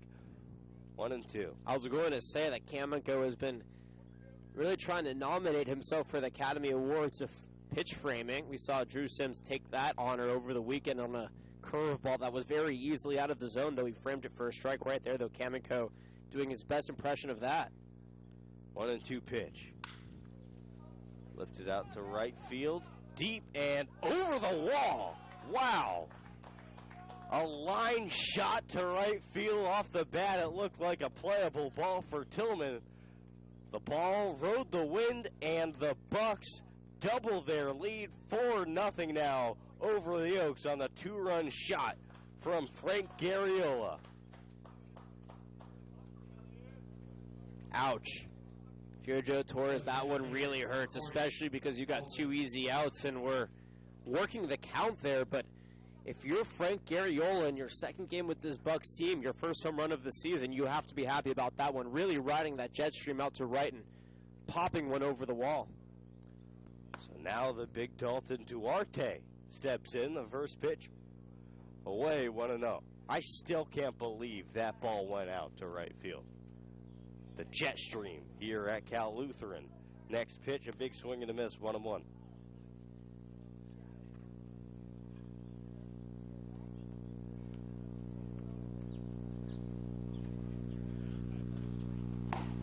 One pitch, swung on a missed again, 1-2.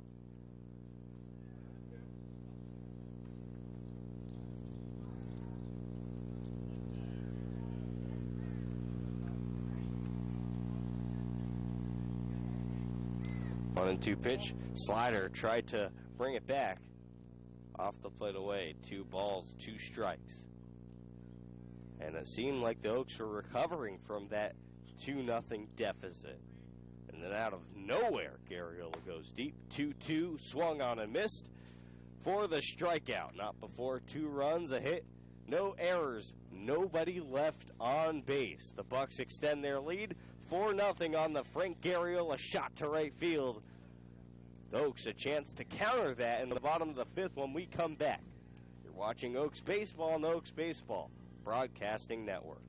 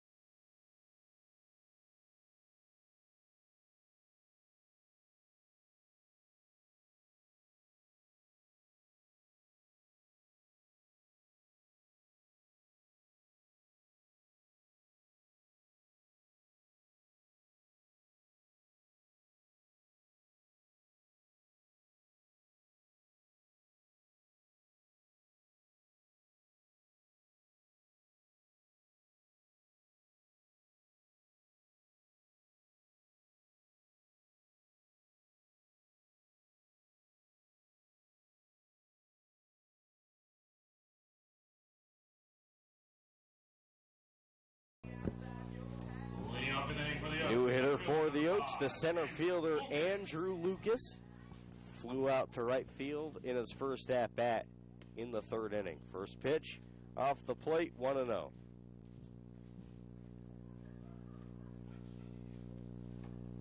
Quietly, Cameron Goskill has had a great game. Next pitch, a high drive to left field, deep. Going back is Gomez at the track, at the wall, but foul.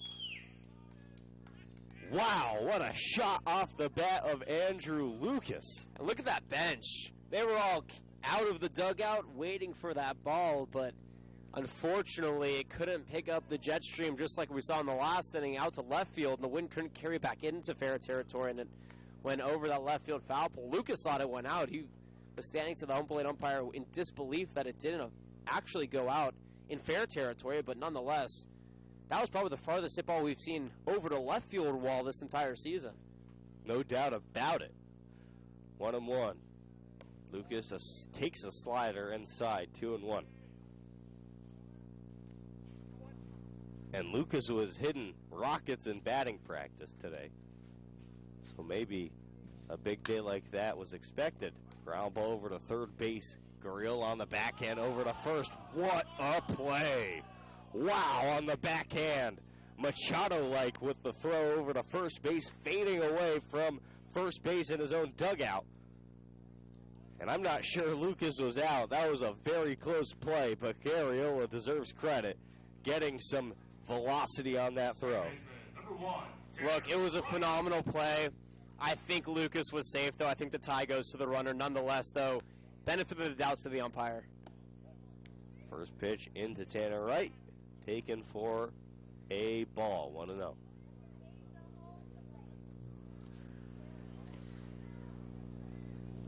Next pitch showing bunt takes down and away, 2-0. Or excuse me, 1-1. Oh no, I'm right, 2-0. The scoreboard showed 1-1.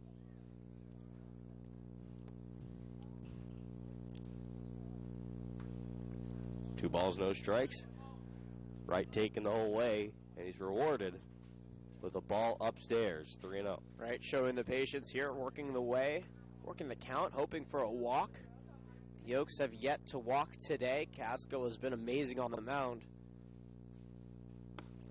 And a 4-pitch walk to Tanner Wright as he takes the fastball inside. The Oaks with a runner on for Brandon Lewis. The first walk, as you mentioned, for Goskill of the day. And only one strikeout, so the Oaks are actually hitting the ball pretty well. They only have 3 hits to the 5 for the Bucs. The difference obviously has been the 2-run homer and that first inning where the Oaks gave up a run to start off the ball game. So Wright leads off first base. Ground ball over to shortstop. 6-4-3 on the double play. They get Lewis to ground out into the double play to end the inning. The Oaks, they get a runner on, but can't muster up anything. No runs, no hits, no errors, nobody left on base. We're through 5 full. 4-0 Bucs. Don't go anywhere. This should be an exciting finish on the Oaks Baseball Broadcasting Network.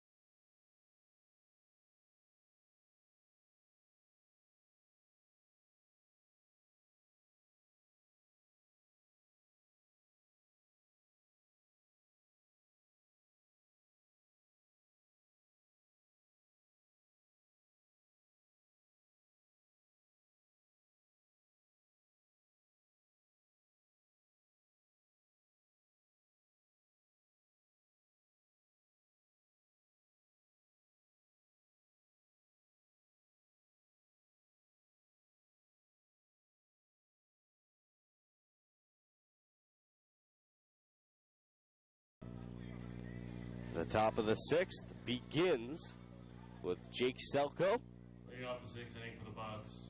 the first baseman. Jake Selko. 0 for 2, a ground out, a strikeout. For the lefty, Joe Torres still on the mound. Surrendered 2 runs in the top of the 5th inning. A changeup swung on a missed 0-1. He gave up the home run to Frank Garriola. And Jonathan and I were discussing during the break maybe a home run that is the hardest to believe of the season. As the next pitch is off the plate inside, 1-1. It takes the cake for second. Now, on Sunday, Chase Cockrell had a home run that was actually debated, and I'll get more into that here after this pitch. 1-1 pitch. Fastball inside on the hands. Good jammage shot, fouled out of play to the left side. So on Sunday, we were up at Recreation Park. The Oaks played the Healdsburg Prune Packers. The Oaks ended up winning 8-1, but in the middle of that game, Chase Cockrell hit a fly ball out to right field. The right field there is... I think it was in Game 2, Jonathan. Was it? No, I believe... Maybe you're right. Maybe it was on Saturday. 1-2 pitch, a slider outside, 2-2. Regardless... No, it was on Sunday. Chase Cockrell hit that home run on Sunday. Regardless, it was out to right field, as I just lost my train of thought. 2-2 lined into right center field. Down for extra bases. Selko around first, hustling into second base. He stands there with a stand-up double. But yeah, going back to that, Cockrell hit a ball out to right field, and it was kind of weird out there at Recreation Park. The outfield, the fence kind of goes out. There's some trees, there's some grandstand. But anyways, the right fielder in that game, I believe it was Ryan Ruley, went to the fence and looked up and watched the ball go over the fence. Now, the first base umpire in the game called it a ground rule double. He said the ball bounced. Nobody saw the ball bounce, but he called it a ground rule double, and the Healdsburg Prune Packers thought so too, but Chase Cockrell ran around all the way to home. First pitch to Klez, a bouncer foul down the right field line, 0-1. And the third base umpire in that game actually ruled it a home run, allowing Cockrell to score, overturning the first base umpire's call and giving him a home run. It was really weird. Nobody really knew, and us in the bleachers there were really confused as well, because Cockrell kind of stopped at second and then just kept going, but a little uneasy because he wasn't sure himself. 0-1 to Klez, a slider upstairs. 1-1. So to answer your question, Jordan, I think Garriola's home run, in terms of the weirdest home runs that we've seen, takes second place thus far, because that was just a very interesting situation for Chase Cockrell. 1-1 to Klez, who is 0 for 1 with a strikeout and a walk. Torres checks the runner at second, offers up the 1-1 pitch. A beautiful slider downstairs, swung on and missed. 1-2. And it's funny, out there at second base, you see Selko kind of just dancing around, and Torres didn't even give him the light of day. He looked at him, Selko looked him in the eye and started moving around a little bit, but Torres said, you know what, I'm here to pitch to this batter. I'm not going to get phased by you, and pitched a beautiful strike. 1-2 from Torres. Nobody out, a runner on second. The pitch. Slider.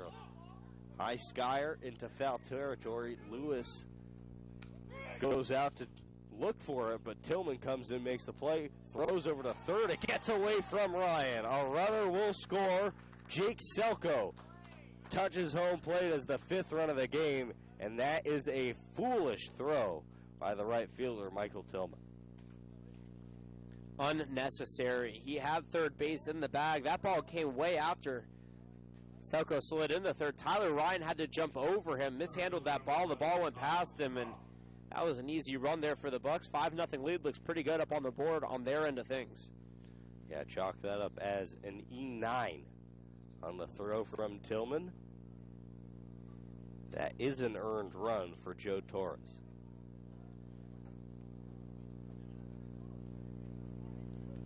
So 5-0 the score. The new hitter, Kyle Lathrop, takes the first pitch off the plate, 1-0.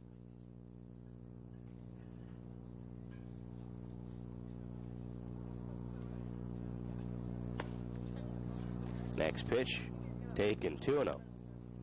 And Lathrop struck out in his only at-bat, representing the fifth strikeout for Jonathan Lavalette.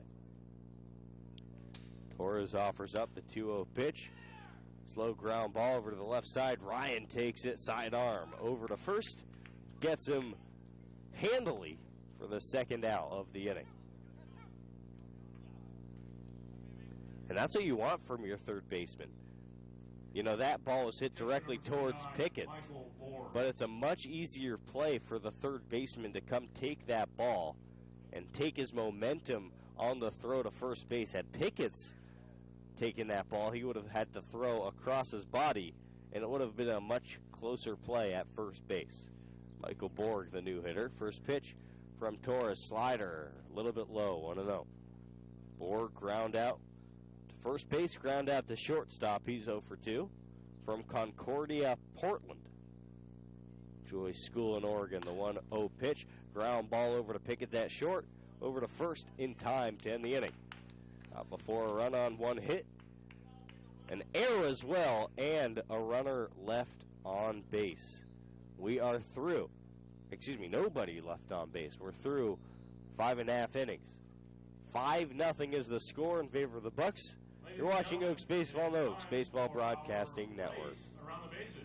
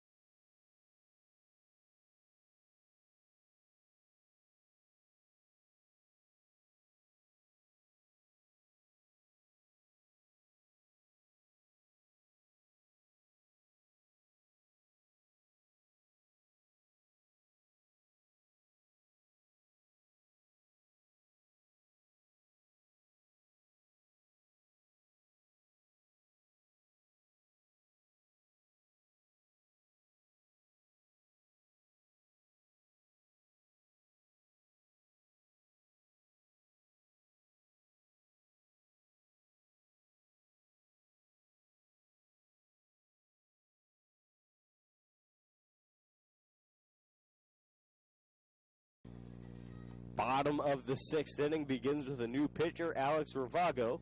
Cameron Goskill went 5 scoreless innings, surrendered 3 hits, a walk, and also struck out 1 Caneo Oak, the new hitter for the Oaks.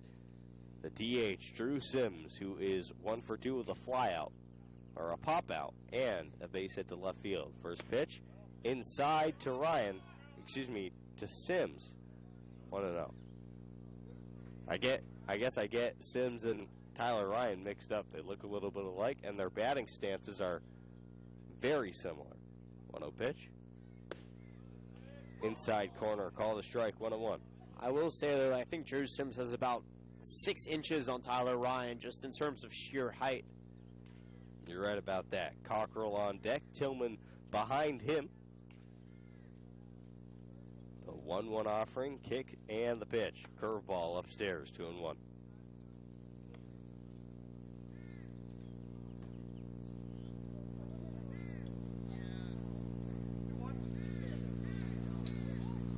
Two and one.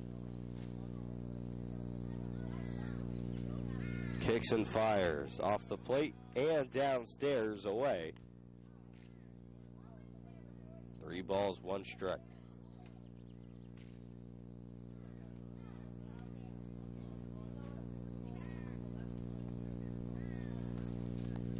Ravago peers in for the sign. The pitch spiked it in the dirt. Sims on board for the second time today, and he remains 1 for 2 on the walk.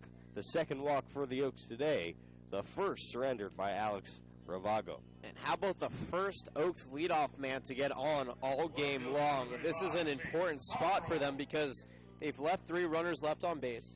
They haven't had an opportunity to really bring anybody around as Chase Cockrell steps in. We'll see here if he can finally give the Oaks opportunity to at least put some runs up on the board. Yeah, Cockrell today, 2 flyouts. Takes the first pitch away, 1-0.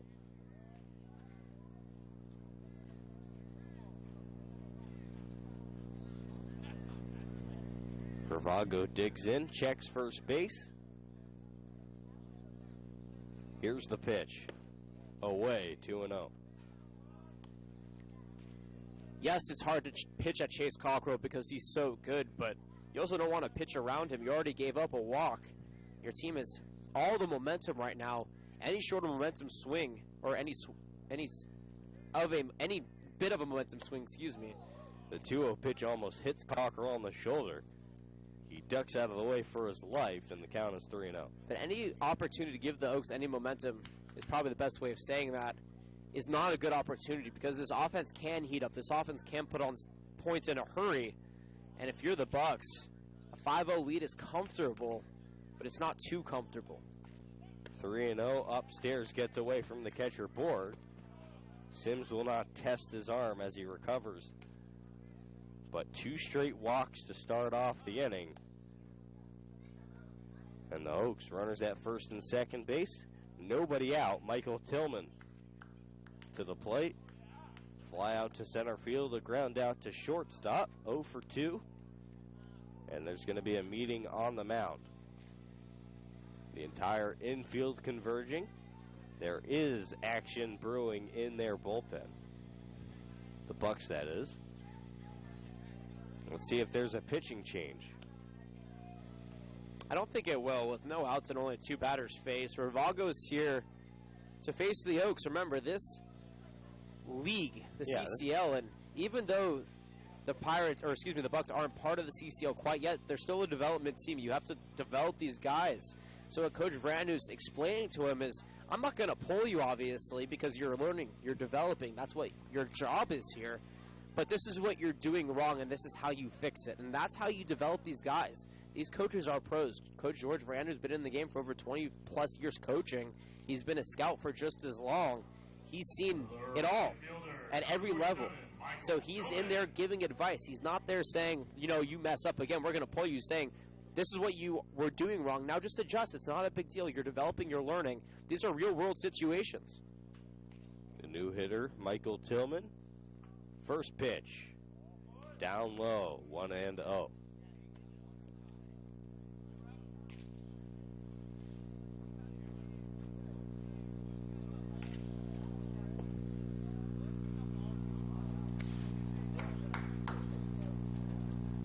Here's the 1-0 pitch. In there, called a strike, 1-1. And I like Tillman's mentality. Take until you see a strike. Now that you've seen that strike, it's time to swing the bat. Sims off of second base. Cockrell off of first base. 5 runs, 6 hits, 3 errors for the Bucs. 0-1 pitch, down low, 2-1. The Oaks, no runs, 3 hits, an error. The story today has been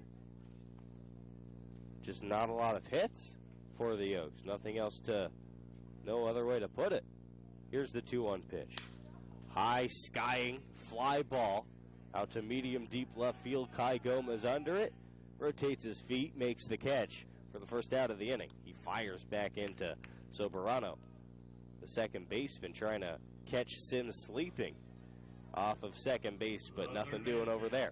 That might be the easiest out Gomez has made in left field all season long. He really didn't have to move anywhere, maybe just a step to his left, but no adjustment necessary for him as he makes an easy out. Tyler Ryan, the new hitter, 0 for 2, a fly out, a strikeout. First pitch into Ryan. Another high fly ball. This time inside the infield, looks like it's going to get out of play to the left side. It does. No balls, 1 strike. Quiet day, even by Cal Lutheran standards. Not a ton of fans here, but granted, it is a Tuesday evening. It's a perfect day for baseball. Oh, absolutely. 0-1 pitch to Ryan. Upstairs gets by the catcher. Borg runners advance to second and third. Cockrell at second. And Sims at third on the wild pitch. Big spot here for the Oaks now. Big spot here for Tyler Ryan. As a representation of the Oaks, but yeah, it's hard to push that first run across the board. Sometimes it's like free throws. You miss and you miss and you miss, but once you see one fall, the rest do as well. Here the Oaks need to push that free throw across the board. 1-1 pitch, swung on a miss. Fastball 89, sinking on the hands of Ryan. And the count is 1-2. That is a change of speed than what the Oaks saw from Cameron Gaskill, the starter, who is throwing fastballs at the highest at 84 and throwing curveballs at 66. That's a great point, Jonathan. 1-2, swung on and missed again. 86, but located impeccably upstairs on the fastball. Ryan went fishing, and now 2 outs in the inning on Ravago's first strikeout of the game. And only the second Oak strikeout of the game. Zach Kamenko digs in 2 hard hit balls. One of them, he ended up on second base. That was an error, though. Actually, 2 errors on that play, both by the shortstop Farmer. He also hit a base hit to left field in the second inning. First pitch to Kamenko, taken inside, 1-0. So Cockrell leading off of second base. And Drew Sims leading off of third base. 2 of the biggest kids on this Oaks team. 1-0 pitch. Inside again, 2-0. Will Pickett's looms on deck if the inning gets that far. Pickett's his last time up. Hit a line shot to center field. Wasn't rewarded with a hit, but certainly good contact from the Oaks shortstop. 2-0 turns into the 3-0. Fastball similar to the first 2 pitches inside.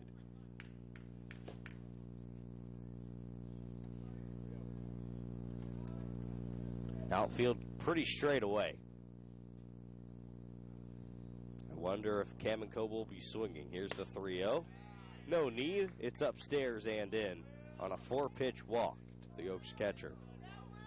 Kamenko has been an on-base machine now 6 times consecutively going back to Sunday's game. He had a rough start to the season, but he's proven to be a force in that right-handed batter's box, whether it be reaching by way of hits, errors, or walks. He's done it all today, and he's put the Oaks in a position to try to squeak a couple runs up on the board if Will Pickett's can find a way to maneuver himself on base. First pitch to Pickett's. Wow, almost hit him in the head. Ducks out of the way. 1-0. Bases juiced. All men aboard reached on base on balls. The second, third, and fourth walks of the day for the Oaks. The 1-0 pitch kicks and fires. Up and in again, 2-0. And if you're Pickett's, you do not have to swing until you see a strike. You may be able to earn yourself an RBI without even lifting the bat off your shoulder. And he's a pro at doing that. We've seen him do it before. He knows that he will not swing unless he sees his pitch. 2-0. The pitch, this time a strike. 87 on the outer half, 2-1. Pickett's grounded out in the second. A line out in the fourth. 5-0 here in the bottom of the 6th inning. The 2-1 pitch. Fly ball out to center field. Should be a can of corn for Lathrop. He makes the catch to end the inning. The Oaks threaten but cannot score. No runs, no hits, no errors. 3 men left on base. 6 full have come and gone 5-0 in favor of the Bucs over the Oaks on the Oaks Baseball Broadcasting Network. You're still in need of 2 to 3 more host families. Please see Becca in the front.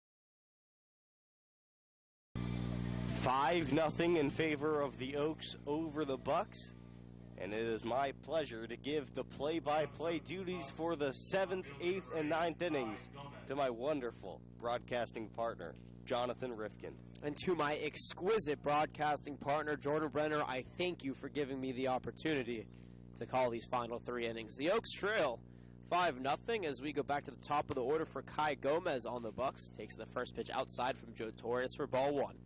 Kai Gomez has been probably the player of the game for the Bucs, with the exception of Frank Garriola's 2-run homer, as Torres quickly deals the 1-0, slapped over to short. Pickett's over to first. Lewis extends to make out number 1 happen here in the top of the 7th inning, but before that, Gomez was 2 for 3 with 2 stolen bases, 2 runs scored, and an RBI. Number 9, Kyle Soberano. I'll bring Kyle Soberano now. He's 0 for 3, a strikeout, a ground out to first, and a ground out to short in his 3 trips from College of the Canyons. Stepping in here, the second consecutive lefty, as Torres offers the first pitch. Slapped over to third and in between short and third in the left field. Ryan looked like he had a jump on it, though that ball took a wicked spin. And on the first pitch that Soberano sees, he reaches first base the first time he's on base all game long.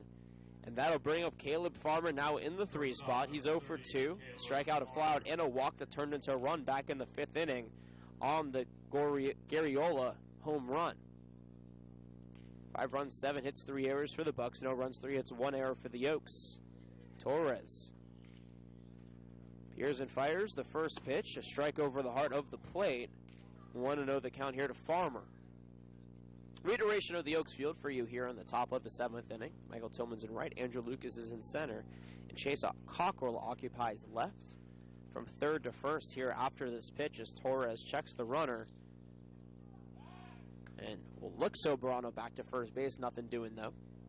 Tyler Ryan's at third, Will Pickett's is at short, Tanner Wright at second, and Brandon Lewis at first. I thought I'd switch it up for you this time around as Zach Kamiko's behind the plate. Normally go from first to third, but variation's always good.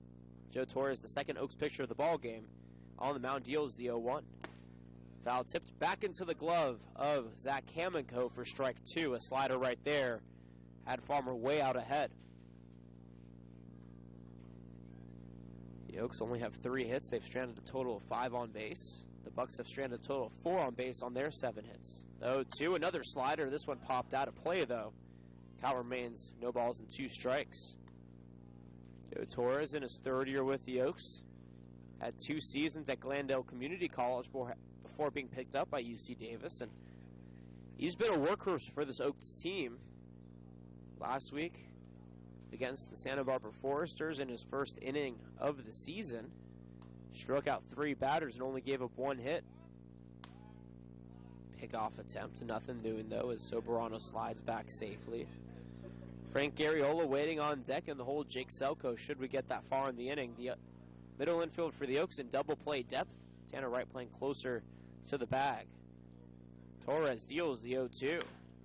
Popped up into right field. Tillman doesn't have to go very far to get it. Makes the catch for out number 2, staying at first base, Kyle Soberano.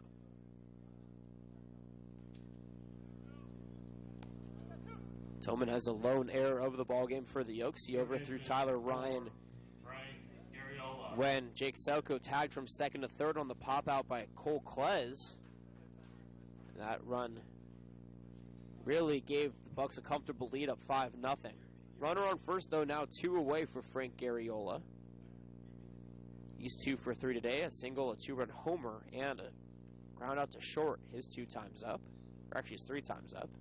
Slider from Torres is in there for strike 1. Yeah, and you could tell Torres really wants this one. He gave up the home run to Garriola back in the 5th inning, and he wants to avenge himself. 0-1. Another slider, this one over to third. Ryan on the second hop, fires it to Tanner Wright at second for out number 3. 5-3 puts us out of the top of the 7th. It's time for the stretch. No runs in, no errors, 1 left on base. Get up, stretch. Do whatever you need to do to get set for the bottom of the 7th inning, the 8th, and the 9th. It's a ball game right now, though not very close. The Bucs lead the Oaks 5-0 right here on the Oaks Baseball Broadcasting Network. Happy 7th inning stretch, everybody. We'll be right back.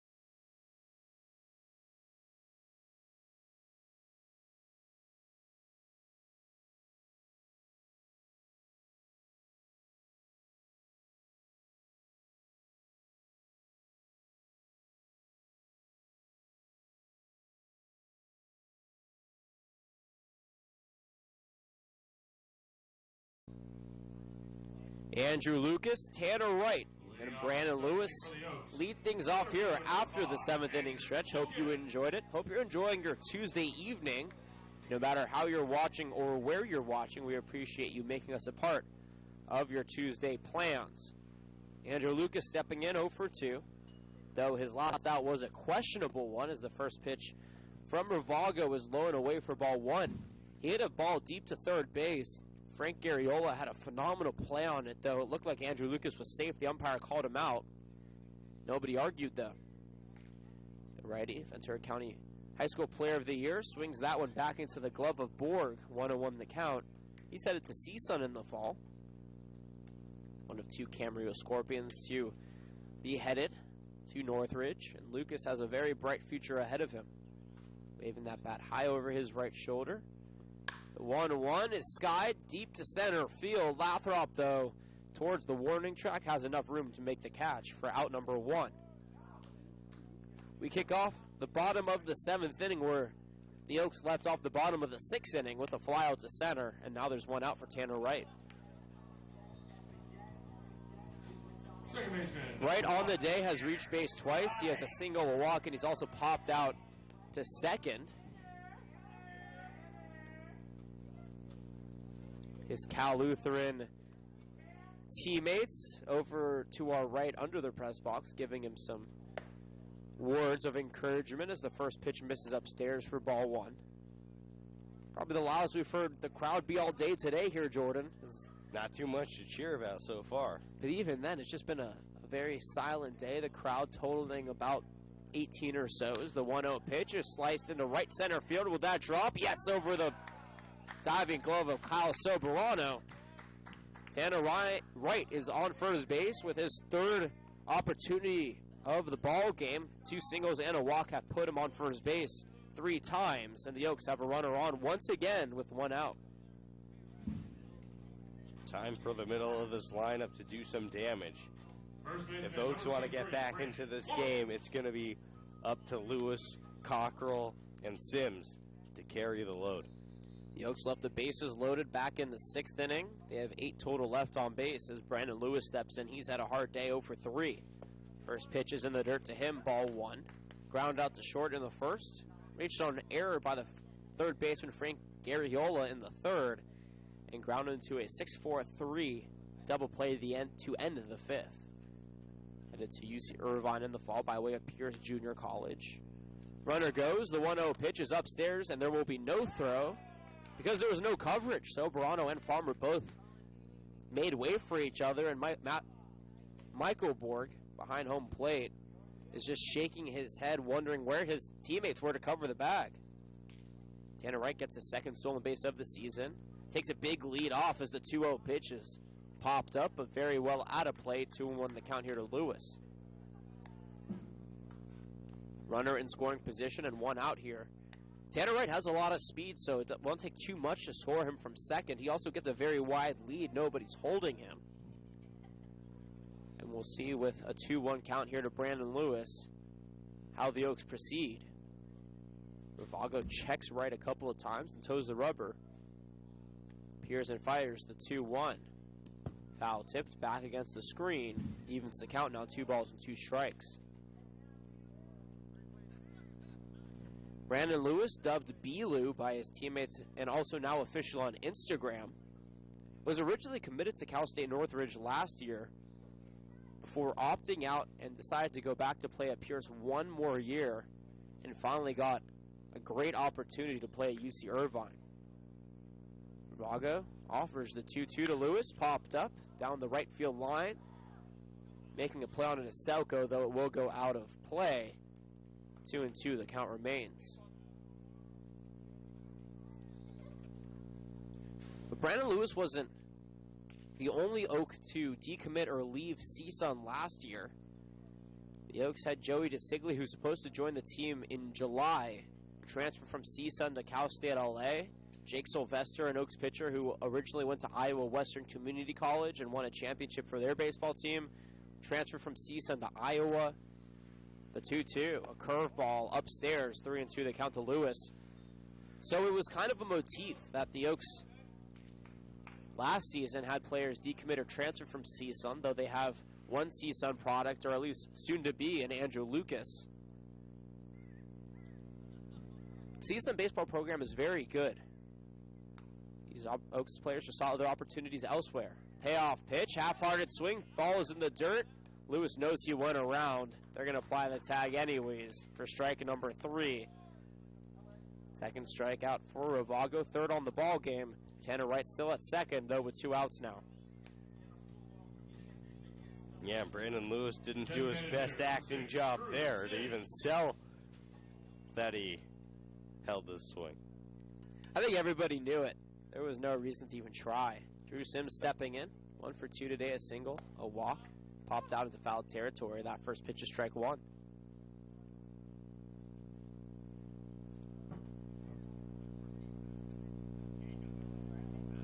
Runner on second and Tanner Wright. He got on with 1 out, though the Oaks haven't been able to bring him around yet, which has been a motif of the ball game. 0-2 pitch. Skied into center field. Lathrop makes the catch. Easy out number 3, and the Oaks go down once again very quietly. No runs on a hit, no errors, and 1 left on base. The 9th of the ball game here through 7. The Oaks trail 5-0. To the top of the 8th we go after this on the Oaks Baseball Broadcasting Network.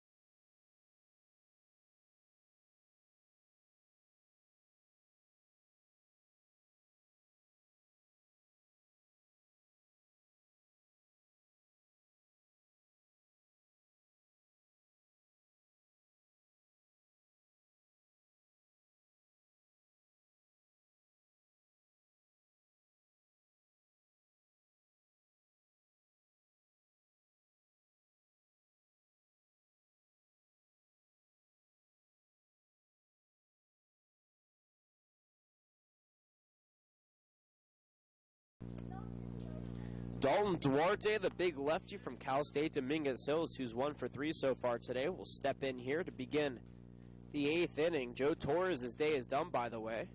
He only went 2 innings, 1 hit, 3 runs, all earned, 1 walk, 1 strikeout.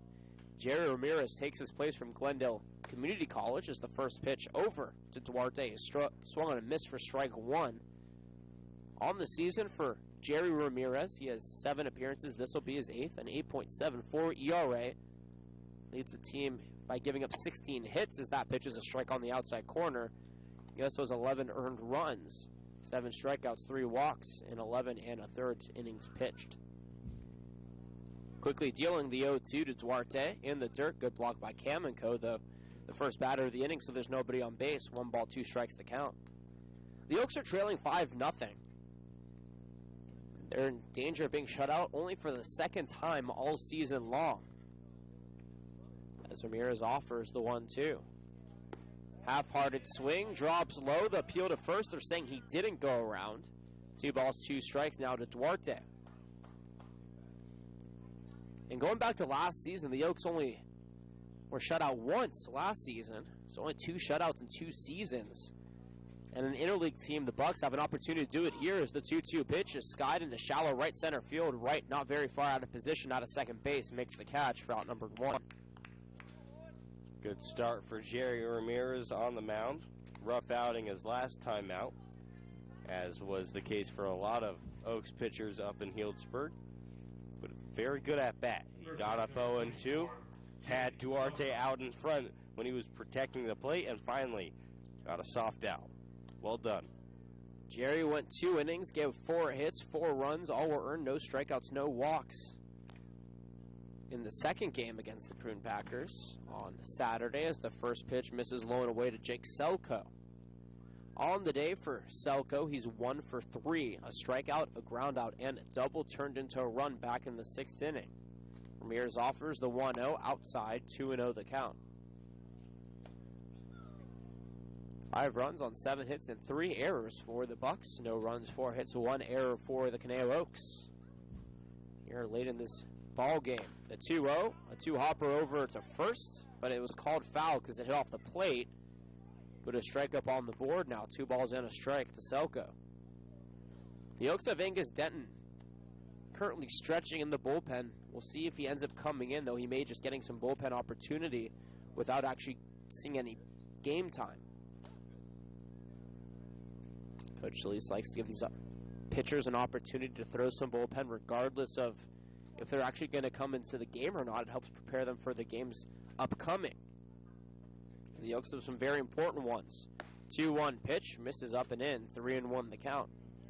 The Oaks will head to San Luis Obispo tomorrow to take on the Slow Blues in a 1-game away series. We'll be back home on Thursday. The Oaks host the Orange County Riptide for a 1-1. The 3-1. Sliced down the first base line, but foul. Full count now here to Selko.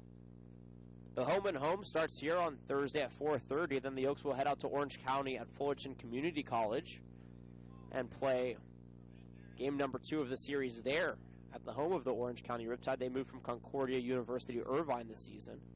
Then the Oaks open up a 2-game homestand on the weekend. A 3-1, a very high, hard-hit ball, but very foul as well. 3 balls, 2 strikes, the count remains. Saturday and Sunday, the games will be against the Pacific Union Capitalists. 4:30 on Saturday. 12 o'clock on Sunday are the game times. Ramirez offers payoff pitch 2.0. This one sliced right into the glove of the first baseman, Brandon Lewis, for out number 2. I almost said Andrew Lucas, who's out there in center field. Lewis is playing a little bit out of position, mostly playing third base this season. Last year we saw him play a lot out in right field, but right there playing very well in his first base position. Cole Klez now stepping in. 0 for 2, a walk, a strikeout, and a pop-out into foul territory in his 3 trips. The UCSB Gaucho digging in here. Ramirez offers the first pitch. Curveball in there for strike 1, and that is just a nasty pitch when he has it on. 71 miles an hour, starts up at 12 o'clock, ends at 6 o'clock, and as a batter, there's nothing you can do about it. Offers the 0-1. Another curveball. This one, though, missing inside the zone. Evens the count. Wind softly blowing out to right. It was gusting earlier to begin the ball game. 1-1 pitch, a fastball, line down the right field, or into right field rather, and drops for a single. Cole Klez is on first base with a 2-out knock, and the Bucs have now hit safely in all but 2 innings, the 2nd and the 6th inning. They have 8 total hits on the ball game, and those 5 big runs to show for it. Center fielder, number 11, Kyle Lathrop. First hit given up by Ramirez, and the third batter he faces with 2 away. Kyle Lathrop will dig in. He's 0 for 2 with a strikeout and a ground out to third. Middle infield playing in. The first pitch goes over to Pickett. He gets it on the second hop. Whips it across his body, though it is not in time. Athletic play from Pickett, though he couldn't beat the speedy Lathrop. And that puts runners on first and second. The infield single for Lathrop, his first of the ball game.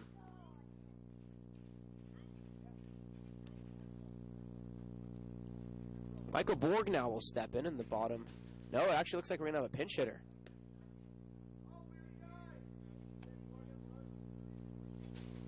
It's going to be, he's wearing number 7. We'll get you, it's Lucas Thrun from Whitman College coming in for Michael Borg. Borg ends his day. 0 for 2. He has a sacrifice bunt and a pair of ground outs to short. Another lefty here. The 6-1 in the lineup now for Coach Ranu's squad. Ramirez toes the rubber and offers the first pitch. Cracked over to second, right. Easily over to Lewis at first for out number 3. No runs, 2 hits, no errors, and a pair stranded. Through 7.5, the Oaks are starting to run out of opportunities to make up this 5-run deficit, only 6 outs away. But the Bucs will try to stifle that offense one more time in the bottom of the 8th. You're watching Oaks Baseball on the Oaks Baseball Broadcasting Network. The Oaks trail 5-0. We'll be back after this.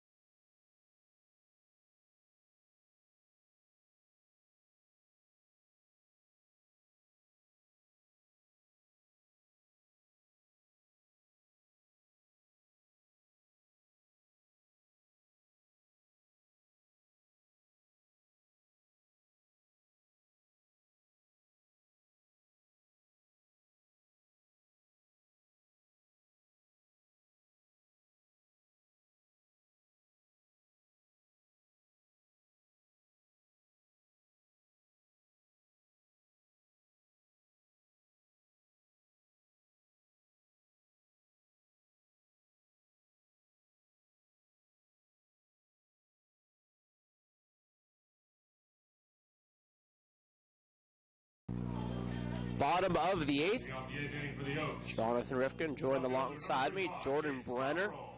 Chase Cockrell in the middle of the order. We'll lead things off here for the Oaks. Michael Tillman waiting on deck. Tyler Ryan in the hole. For his 3rd inning of work, Alice Ravago is on the mound and offers the first pitch to Cockrell. Popped out of play for strike 1. Cockrell so far on the day, 0 for 2, a flyout and a pop-out. He also walked but was stranded on second in the 6th inning.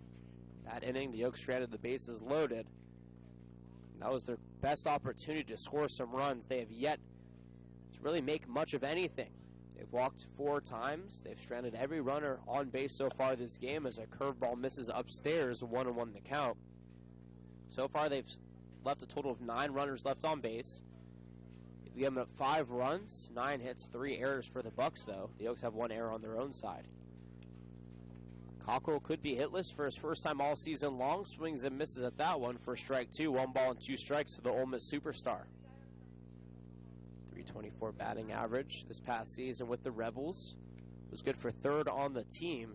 The Oaks were supposed to have Tyler Keenan, who batted .301 and was named the SEC Freshman of the Year, but he ended up injuring his hand and couldn't make the trip out west. 1-2, chopped over to third. Goriola over to first easily for out number 1. Frank Goriola has been an incredible spectacle to watch over at that third base position all game long. With 1 out now, Michael Tillman settling into the right-handed batter's box. He's 0 for 3. He has a pair of flyouts, 1 to center and 1 to left, and a ground out.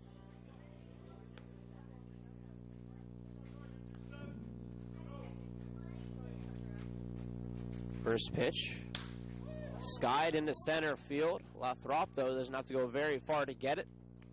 Easy catch for out number 2. 3 pitches, 2 outs now here in the inning. Day is winding down. We're in our second hour and 13th minute of play. Not a very long game. The Oaks played some really quick games over the weekend. They played an hour and 58-minute game on Sunday or on Saturday, game number 2, and a 2-hour and 15-minute game on Sunday. Right now, Tyler Ryan stepping in. He's 0 for 3 with 2 strikeouts and a flyout. Though he's been getting a handle on some of these pitches. I'd expect him to at least make contact here, and he does on the first pitch. It's a looper down the first base line, though it eludes Jake Selko for strike 1.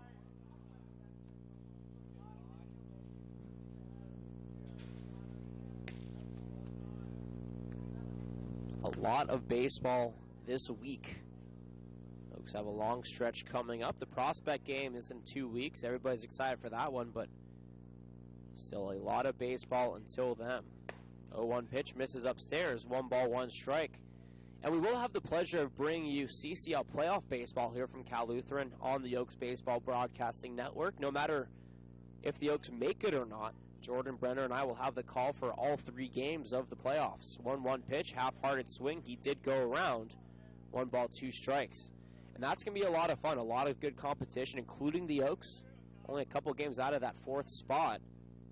2 games on the 29th, 1 game on the 30th. That's the championship game, and that's the playoffs. 1 ball, 2 strikes, the pitch. Curveball misses inside, 2-2 the count. The playoffs will shift every year. This is the first time that they're not at the MLB Urban Youth Academy in the last 5 years.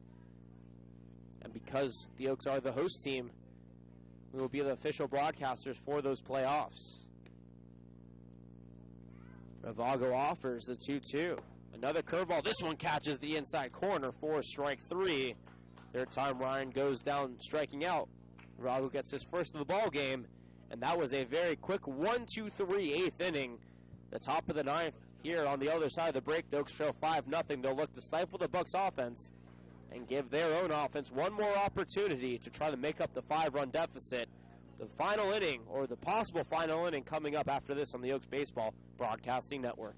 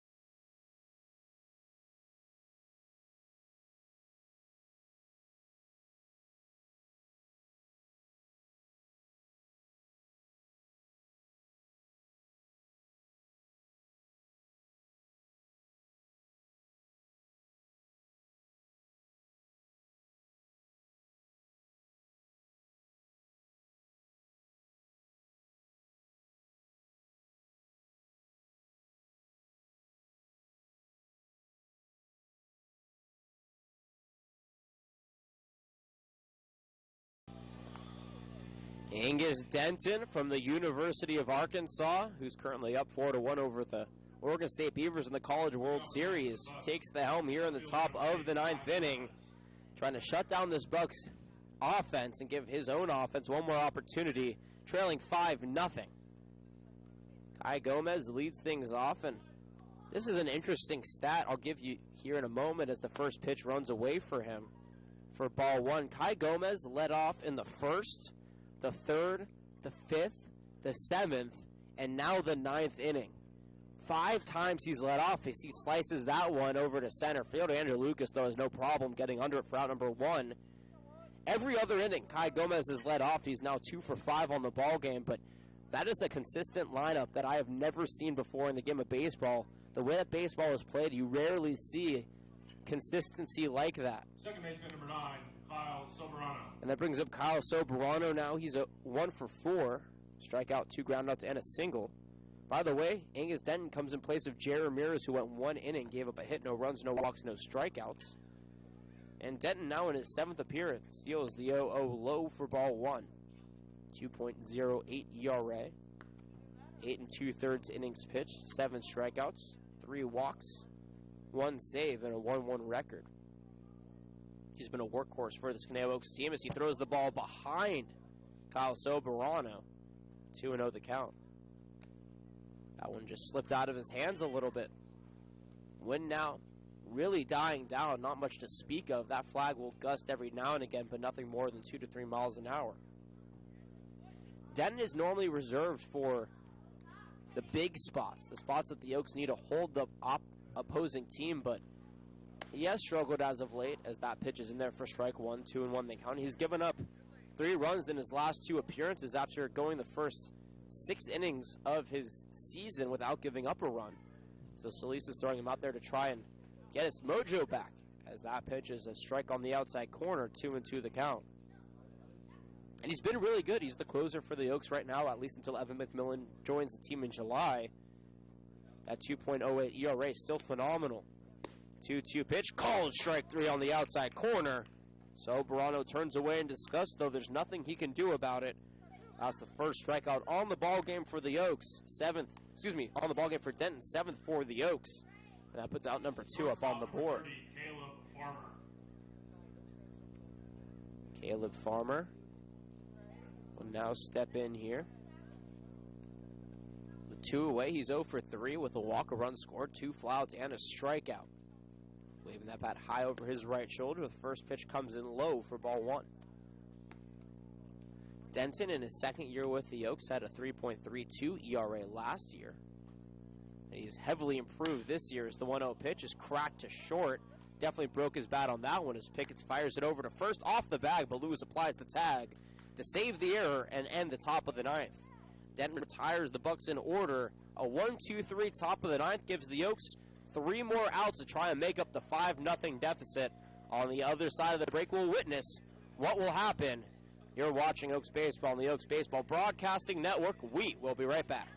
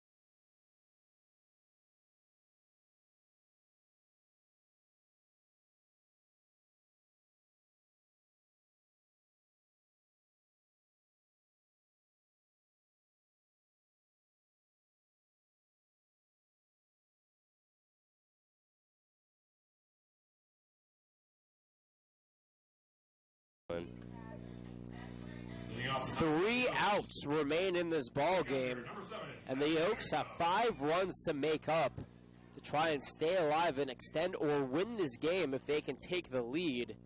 Though it won't be easy. Zach Kamikow, who's been on base all 3 times he's been up, will lead things off here for the Oaks as Will Pickett's behind him. And the first pitch to Kamikow is slapped foul for strike 1. Andrew Lucas in the hole here in the inning. Alex Ravago out there for his 3rd straight inning of work trying to stifle the Oaks offense, an Oaks offense that has been eluding base runners and runs all game long. 0-1 pitch here from Ravago. Upstairs, evens the count, 1 ball and 1 strike to the UNLV Rebel.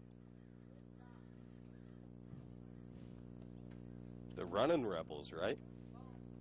Or just the Rebels? I think they're the running Rebels. 1-1 pitch, misses outside. Parisi, the new catcher, tried to frame it, but it didn't work. I'm not sure if Ole Miss is the running Rebels or if it's UNLV, though I do believe it is UNLV. 2-1 pitch. Upstairs, ball 3.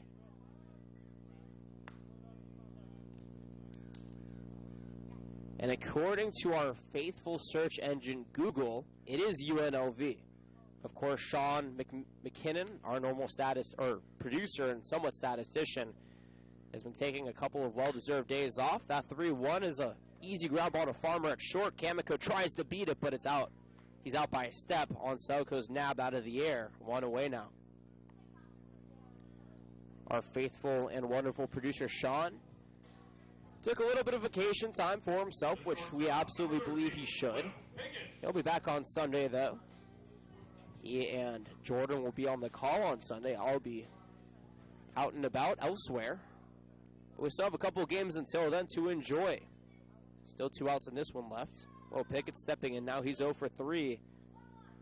Trying to capitalize on an opportunity here. Shows bunt. Pulled back. Called strike nonetheless. 0-1 the count to him.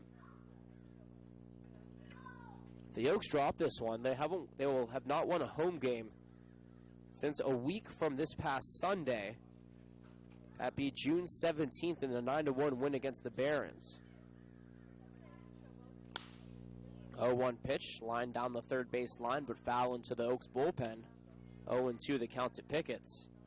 His father, Bill, watching on from the fences near the Oaks dugout. Bill, of course, the head coach for the inaugural season of the Conejo Oaks in 2006. A head coach at Pierce Junior College. Played a couple of years in the minors after being drafted out of Cal State Los Angeles. 0-2 offering to Pickett's. Up and in, 1-2 the count. 5 runs, 9 hits, 3 errors for the Bucs. No runs, 4 hits, 1 error for the Oaks here. As the shadows begin to increase all along the baseball diamond.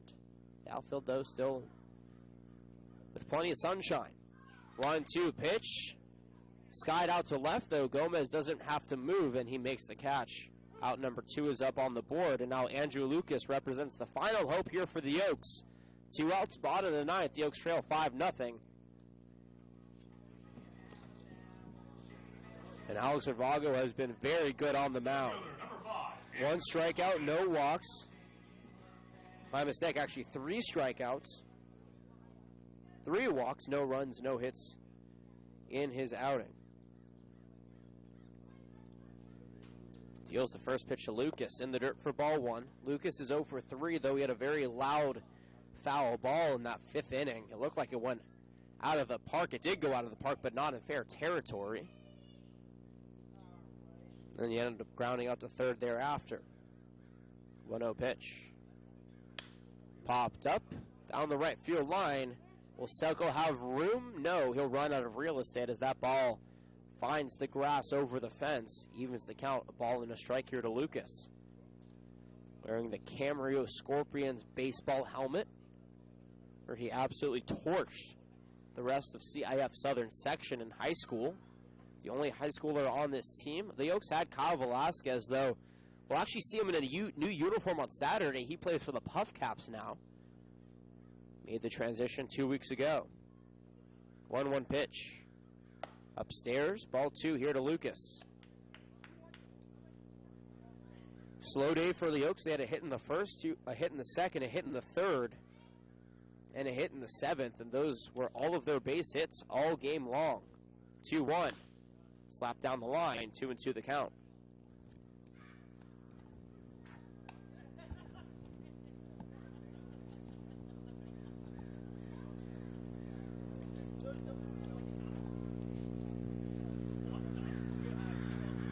One strike away now here from Ravago. Ending this inning, he deals. Lucas check swung the peel down the first. They're saying he didn't go as that ball bounced in the dirt. Creasy recovered it. Now Lucas faces a full count, 3 balls and 2 strikes with 2 away here. And Ravago is going to work very methodically, I would imagine, on the mound to try and retire him to end this ball game. The score holds. Jonathan Lavallee would get the loss, his second of the season. Cameron Gaskill would get the win. Payoff pitch. Called strike 3 on the inside corner. Hope you had dinner reservations because this game is over. Final line of the 9th inning. No runs, no hits, no errors, nobody left on base. The Oaks get retired 6 straight to end this ball game. The final game line, 5 runs, 9 hits, 3 errors, and 7 left on base for the Bucs. The Oaks get no runs on 4 hits, 1 error. They leave 9 runners left on base, including the bases left loaded in the 6th inning. And I think that if they were going to come back, that 6th inning was the time to do, because since then, they got 1 hit and no other base runners through the 7th, 8th, and 9th. Yeah, the Oaks gave up 5 runs, which is an okay number. The real blame, falls on the offense today. Maybe they needed another day off, I don't know. But only 4 hits for the Oaks, that's not going to get it done. Plus, no hits in the same inning. All of them came in different innings. They did have the chance where they strained at 3 in the 6th inning. But like you said, Jonathan, they couldn't make anything of that. And this is a tough one to swallow. But really what we're waiting for is, when is this team going to strike fire and get going? Because we know they're going to have a special run on them. There's just too much talent for them not to. And that special run should start tomorrow when the Oaks play the Blues, a team that they split the first series of the season with back on June 8th and 9th. But once again, the Oaks lose 5-0. By the way, final game time, it started at 4:59. It ended at 7:26. That's good for 2 hours and 28 minutes. Not very good at math, but that's what we'll call it. Overall, tough game for the Oaks. It was hard fought. The Bucs have taken game 2 of this 3-game season series against the team. They move now to 13-3-1, 5-3-1 against CCL teams. The Oaks dropped to 6-10, though their record in the CCL remains at 4-8. Well, we're going to sign off here. The Oaks do have a game tomorrow at 6 o'clock in Sinsheimer Park against the San Luis Obispo Blues. We'll be live at 5:45 for that one. Jordan Brenner, myself on the call. It's going to be a lot of fun, but until then, for everybody who made this broadcast possible, from our statistician downstairs, Jacob Plack, to our team ops head, Becca Wilson, and my broadcasting partner, Jordan Brenner, my name is Jonathan Rifkin, signing off. Once again, the Oaks lose 5-0. We will see you tomorrow at 5:45 when the Oaks and the Blues play up in San Luis Obispo. Until then, enjoy the rest of your Tuesday evening.